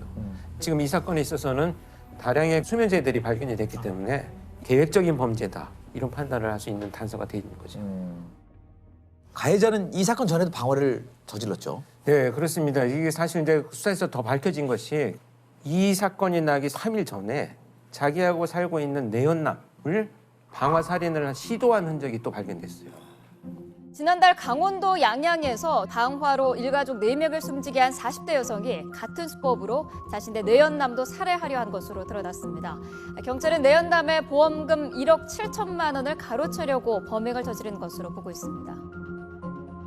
근데 이 불을 이용했다라고 하는 것은 어떤 그 심리적인 성향과 아주 깊은 관련이 있다고 봐요. 그래서 가해자 같은 경우에도 방화로 평상시에 스트레스를 풀어왔던 것으로 보여져요. 네네. 지금 5년간 1년에 한두 번 정도는 자기가 화상을 입은 흔적들도 나타나고 있거든요. 이건 불을 지르다가 자기가 화상을 입은 흔적이다 이렇게 볼 수가 있는데 아마 이런 사람들은 그 빛들 이런 것들로 인해서 궁지에 처해 있는데 이걸 해소하는 방법 중에 하나가 방화가 선택되었다 이렇게 보여집니다. 결국 이제 자신한테 친숙한 이 방화라는 방식을 범행 도구로 사용한 것이고요. 방화범은 어떤 처벌을 받을까요? 방화범은 일단 태운 대상이 무엇이냐에 따라서 죄명이 많이 달라져요. 대표적인 게 현주 건조물 방화죄라고 사람이 지금 살고 있는 건조물 또는 주거를 위해서 사용되는 뭐 선박, 기차까지 다 포함을 해서 이런 것들을 이제 태웠을 때 현주 건조물 방화죄가 되고요. 사람을 상해하게 이르거나 또는 사망하게 되는 결과까지 나오게 된다면 네. 이것도 일반 살인죄보다 법정형 자체가 더 높아요. 네, 사형 무기징역 또는 7년 이상의 징역이기 때문에 상당히 높게 처벌하고 있어요. 이미 형법으로도. 네. 결국 양형은 어떻게 받았나요? 그래서 결국은 이제 사형이 구형이 되고 무기징역으로 선고가 났죠. 그래서 그만큼 위험성이 있고 계획적인 범죄다는 것을 법정에서도 인정한 사건이 되겠습니다. 양양 일가족 방화 사건이 방화가 범행 도구로 진화한 이런 형태라면 서울 서남부 연쇄살인 사건으로 알려져 있는 정남규 사건인데 방화가 네네. 성범죄와 살인으로 진화하는 경우.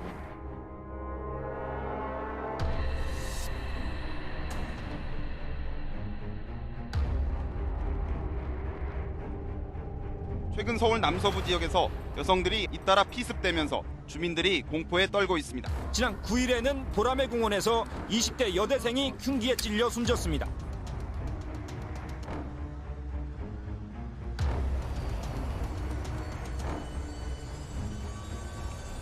노상에서 하던 범죄가 어느 정도의 휴지기를 거치고 나서 다시 나타났을 때는 훨씬 더 진화해서 침입과 방화가 함께 벌어지는. 그래서 그 이후 사건에서는 거의 대부분 이제 방화가 이루어졌고요. 서울 봉천동 주택에서 불이 났습니다. 범인은 둔기를 휘두른 뒤 불을 지른 것으로 추정하고 있습니다.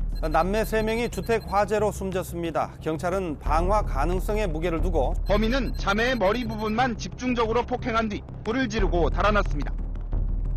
사실 저희가 다 투입되었던 유영철, 정남규, 강호순을 보면 방화 범죄가 다 있어요.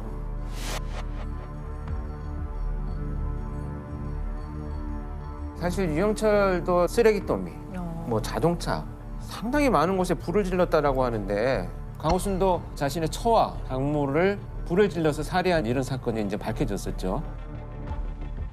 어쨌든 연쇄살인범한테 공통적으로 나타나는 특징이다 이렇게 나타나고 있습니다.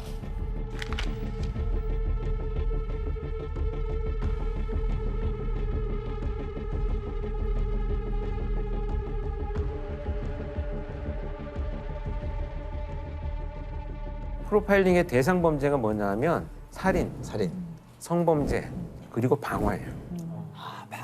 방화가 그러니까 세 개의 사건은 하나의 카테고리 안에 들어있다고 보시면 돼요. 대표적인 특징은 뭐냐면 자극이 사소하게 시작을 해서 멈추어 있지 않다는 겁니다. 계속 발전하고 더 큰 자극을 원하기 때문에 그 정도 선에서 절대 머무르지 않아요. 그 방화 범죄도 처음에는 쓰레기 더미에 몰래 불을 지르고 막 사람들이 뛰쳐나오면 막 즐거워하던 이런 감정에서 이제는 사람들이 불타는 것도 보고 싶은데 더 큰 쾌감을 얻기 위해서 점차 규모가 커지고 잔혹해지는 경향성이 반드시 존재합니다.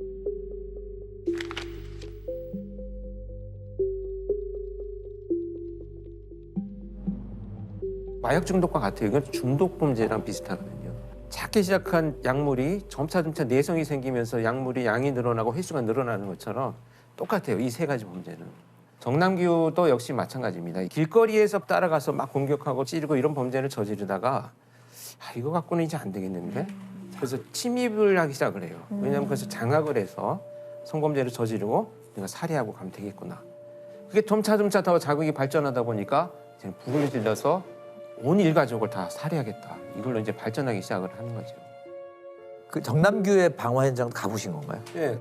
제가 정남기 연쇄살인 사건 그 방화 사건 현장에 다 제가 나가봤는데 불을 도주로에다만 질러요. 큰 창문이나 출입문 이런 곳에 다 불을 질러서 결국은 인가족이 다 사망한 케이스가 빠져나가게. 심지어 제가 정말 충격적이었던 것은 빠져나오지 못하도록 젓가락을 구부려 가지고 문고리에 이렇게 걸어놓고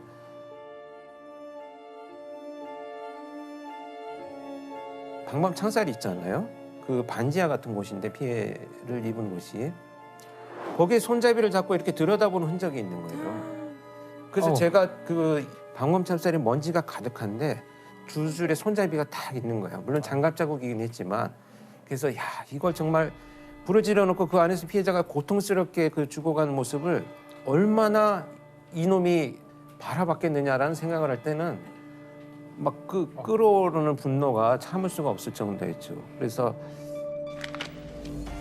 프로파일링 보고서를 결국 만들어서 수사팀에 브리핑을 했는데 범인의 족적이 장은박으로 이어지고 또 여성과 아동이 있는 방만 집중됐다라는 것에서 이 소심한 공격성을 지닌 자라고 분석을 했고요. 평상시에 자기 의사표현이 미숙하고 자아 정체성이나 자기 효능감이 굉장히 떨어져 있고 이런 사람일수록 자기가 지배하는 상황이 됐을 때 공격성을 훨씬 드러내면서 오랫동안 피해자를 공격할 수 있다. 그런 점에 착안을 해서 탐문을 할 때도 실제 범죄자는 반대적 성향을 갖고 있을 것이다라는 것을 수사팀에 제안을 했었었죠.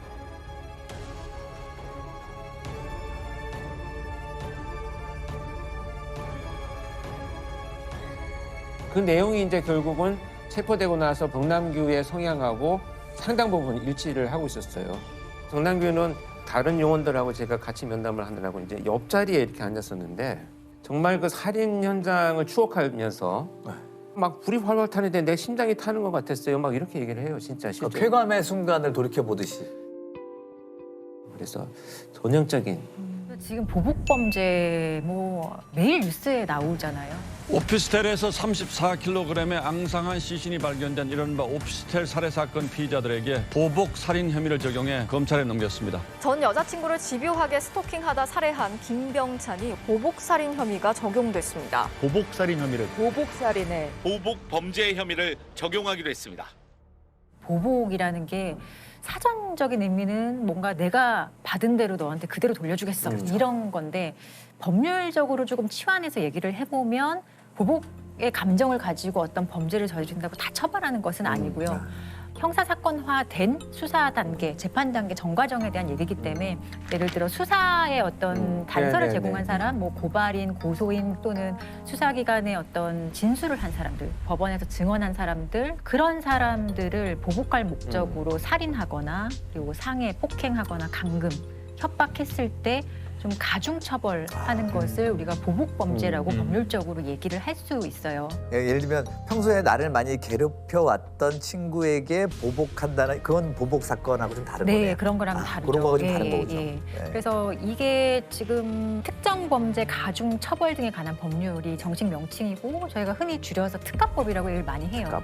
이 법률은 이 보복 범죄만 규율하고 있는 건 아니고요. 특정한 범죄를 설정하고 그 범죄를 좀 강력하게 처벌하는, 가중 처벌하는 그런 법률이에요. 일반 형법상의 살인죄가 사형, 무기징역 또는 5년 이상의 징역인데 이 보복 범죄의 형량은 사형, 무기징역 또는 10년 이상의 징역이에요. 그러니까 사실상 2배 이상 높게 처벌은 하고 있는. 하한이 10년. 하한이 10년. 그거 알아야겠어요. 잘 알아야 되죠. 이렇게 보복범죄에 대한 처벌이 좀 강화되게 된 계기가 있나요? 그 법정 증인 살해 사건이라고 있거든요. 법정 증인 살해 사건. 예, 말 그대로 법정에서 증언하고 나오는 사람을 살해한 사건이에요. 법원 앞에서? 법원 앞에서요. 법원 서울 동부지방법원 앞에서 그것도 대낮에 6월이면 얼마나 밝은 대낮이었겠어요. 법원에서 증언을 마치고 나오던 증인이 법원 앞에서 3명의 괴한이 휘두른 흉기에 찔려 숨졌습니다. 범인들은 서울지방법원 동부지원 앞길에서 증언을 마치고 나오는 임 씨를 기다리다 노점상 좌판에 놓여있던 식칼로 임 씨의 목을 찔러 숨지게 했습니다. 대낮에 그것도 법원 검찰청사 앞 대로상에서 일어난 어이없는 사건이었습니다. 살해된 임 씨는 오늘 오후 검찰 측 증인으로 법정에 나왔고 피고인에게 결정적으로 불리하게 증언한 점이 범인들로 하여금 흉기를 휘두르게 한 것으로 보여집니다. 사실 이 사건의 발단이 되는 거는 그 어떻게 보면 좀 사소한 사건일 수도 있어요. 왜냐하면 이 이제 피해 남성이 주점을 운영하고 있었던 사람이라고 해요. 근데 이 사람의 업장에서 그 재판받게 된 사람이 와서 좀 무전취식도 하고 행패를 부렸다고 해요. 그래서 이런 거 당연히 가만히 있지 않겠죠. 그래서 경찰에 신고를 하고 그 행패 부리고 무전취식한 사람이 그날 재판을 이제 받게 되었던 거거든요. 재판하면서 그 피해자는 그날 있었던 일에 대해서 피해자의 입장에서 증언을 했던 상황이었고, 그리고 함께 법정 방청석에서 들었던 피고인 측 사람들이 따라 나온 거죠. 무슨 뭐 마피아 얘기도 아니고 한국에서 무슨 영화에서 나오는 장면이잖아요. 불과 90년에 있었던 사건이기 때문에 어떻게 보면 얼마 되지 30년, 않은 사건이에요. 30년 좀 넘네요. 법원 앞이라는 건 검찰청도 바로 그 앞에 있었다는 얘기고, 그 경찰서도 사실 얼마 떨어지지 않은 거리였어요. 이 사람들에게는 그냥 법치주의라는 게 없는 거예요. 예. 이 당시의 분위기가 어땠을까요? 90년도에. 당시에 이게 검찰 입장에서도 상당히 충격적이죠. 왜냐하면 검찰 측 증인이 나와서 증언을 했는데 바로 법원 앞에서 살해를 해. 굉장히 어떻게 보면 검찰 입장에서 망신을 당한 거기도 하고 모욕을 당한 거기도 하고. 형사 절차나 국가의 공권력에 대해서 정면으로 도전하는 범죄잖아요. 그래서 이 검찰 측에서도 이 사건 우리가 직접 엄중히 수사하겠다.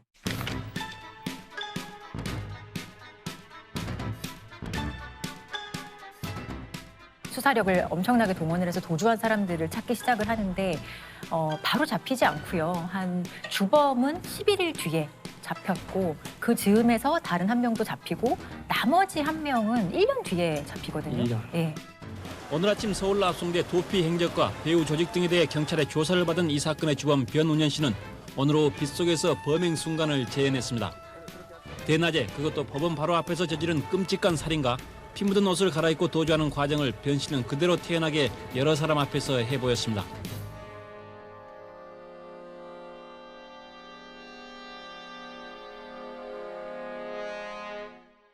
그리고 이 사건을 계기로 이제 이 보복 범죄를 강하게 처벌해야 될 필요가 있겠다라는 어떤 좀 사회적인 합의도 좀 달라졌겠죠, 기존과는. 그래서 이런 상황에서 법정에 내가 나가야 될 상황이 있다면 누가 이렇게 편한 마음으로 증언을 할 수가 있었겠어요. 그래서 근데 이 보복 범죄는 좀 다른 거랑 다른 것 같아요. 이건 사법 체계 전체에 대한 테러이기 때문에. 이거는 사실 우리가 이제 사적인 제재를 사적 복수가 금지되고 또 문명화를 거치면서 국가가 형벌권을 행사하는 모습으로 바뀌는 거잖아요. 근데 어떻게 보면은 문명화된 모든 국가에서 가지고 있는 국가의 형벌권 자체를 본인이 상당히 부정하는 거거든요. 심지어 대부분 자기가 또 범죄를 이미 저지른 사람이에요. 그러니까 이미 범죄를 저지른 사람이 또 한 번 피해자에게 불리한 증언을 하고 보복을 하는 거거든요. 이것을 방치한다면 이런 유형의 범죄들이 굉장히 많이 일어날 거예요. 그럼. 일단 보복은 생각보다 더 큰 죄다라는 생각을 가져야겠네요.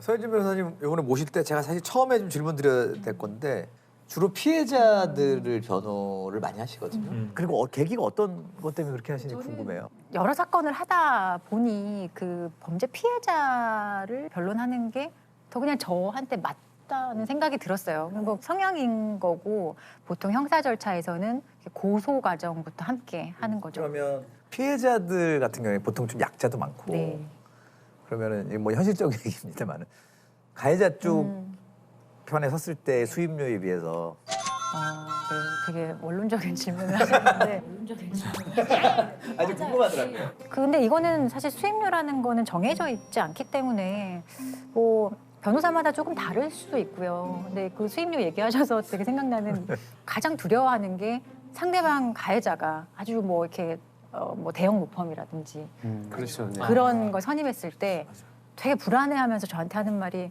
상대방이 너무 비싼 변호사를 선임했어요라고 얘기를 저한테 해요. 그러면 나는 싸냐? 정말 저는 되게 그게 또 상대적 박탈감. 나는 싸? 이렇게 물어보면 미묘한데. 네, 되게 미묘하죠. 근데 그렇지만 뭐 농담으로 하는 말인데 그 가격이 중요한 건 아니에요. 그 사람이 얼마나 나를 위해 열심히 해줄 수 있느냐, 그게 중요하죠. 네, 가끔 뭐 저는 법정에 한 번도 안 가봤습니다. 영화 속에서 보면은 피의자가 보는 앞에서 증언해야 되잖아요. 그런가요? 예, 원래 원칙적으로는 이제 피고인이 범행을 부인할 때 보통 법정에 많이 나가요. 만약에 피고인이 범행을 다 인정한다 그러면은 피해자가 굳이 법정에 나갈 일이 그렇게 많지 않거든요. 그러니까 검찰 측 증인으로 나가는 거죠. 예, 검찰에서 그래도 부인했어? 그러면은 피해자 한번 우리가 법정에 직접 불러볼게. 우리 한번 직접 물어보자. 이런 엄청난 취지거든요. 공포일 것 같거든요. 사실 정말 왜냐하면 원칙적으로는 피고인이 증언을 하는 걸 다 보죠. 다 보고 있기 때문에 일단은 상당히 심리적으로 위축돼요. 그리고 법정의 재판은 공개 재판이 원칙이기 때문에 여기 있는 것뿐만 아니라 뒤에 방청석에 누구든지 와서 구경을 할 수 있거든요. 뒤에 앉아 있는 사람 가끔은 피고인 측의 가족일 수도 있고요. 저도 법정 증언을 많이 가봤기 때문에 저는 경찰관 입장에서 갔는데도 불구하고 그 살인범의 눈빛을 보면 그 표독스럽게 쳐다보는데 저는 그 당당하게 증언을 하지만 피해자나 참고인들이 과연 이 상황에서 그러니까요. 두려움이라는 것이 없을 수 없다 저는 이렇게 생각을 해요. 그냥 그런 류의 보호를 해줄 수 있는 제도도 있어야 되지 않나? 대표적으로 지금 현재 시행되고 있는 것들을 보면 내가 너무 피고인 앞에서 얘기하는 게 힘들다. 너무 위축되고 그럴 만한 사정이 있다라고 미리 재판부에 얘기를 하면 피고인하고 대면하지는 않게 증언할 수 있어요. 그래서 피고인을 잠깐 옆에 있는 방에 가서 듣게 한다든지 그런 제도가 아니면 있군요. 이 앞에 차폐 시설이라고 해서 쉽게 말하면 병풍 같은 거를 이렇게 쫙 치는 거예요. 그래서 얼굴은 대면하지 않지만 그렇지만 피고인의 귀는 열려 있어요. 네. 피고인의 귀를 닫는 순간 그거는 피고인의 방어권의 그렇죠. 침해이기 때문에 그 순간 위법한 재판이 되는 거거든요.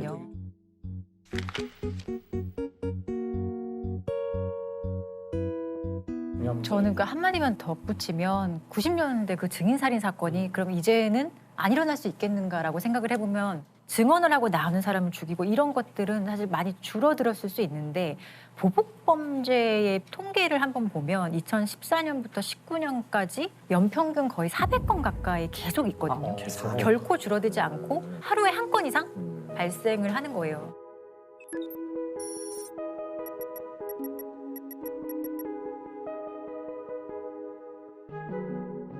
또 최근에 마포에서 감금 사건이 있어요. 이것도 전형적인 보복 살인이에요. 왜냐하면 범죄의 동기 자체가 뭐야 네가 감히 나를 그렇죠. 신고해? 거기서부터 이게 발현이 잘못된 거죠. 엄청나게 앙심을 품고 감금하자.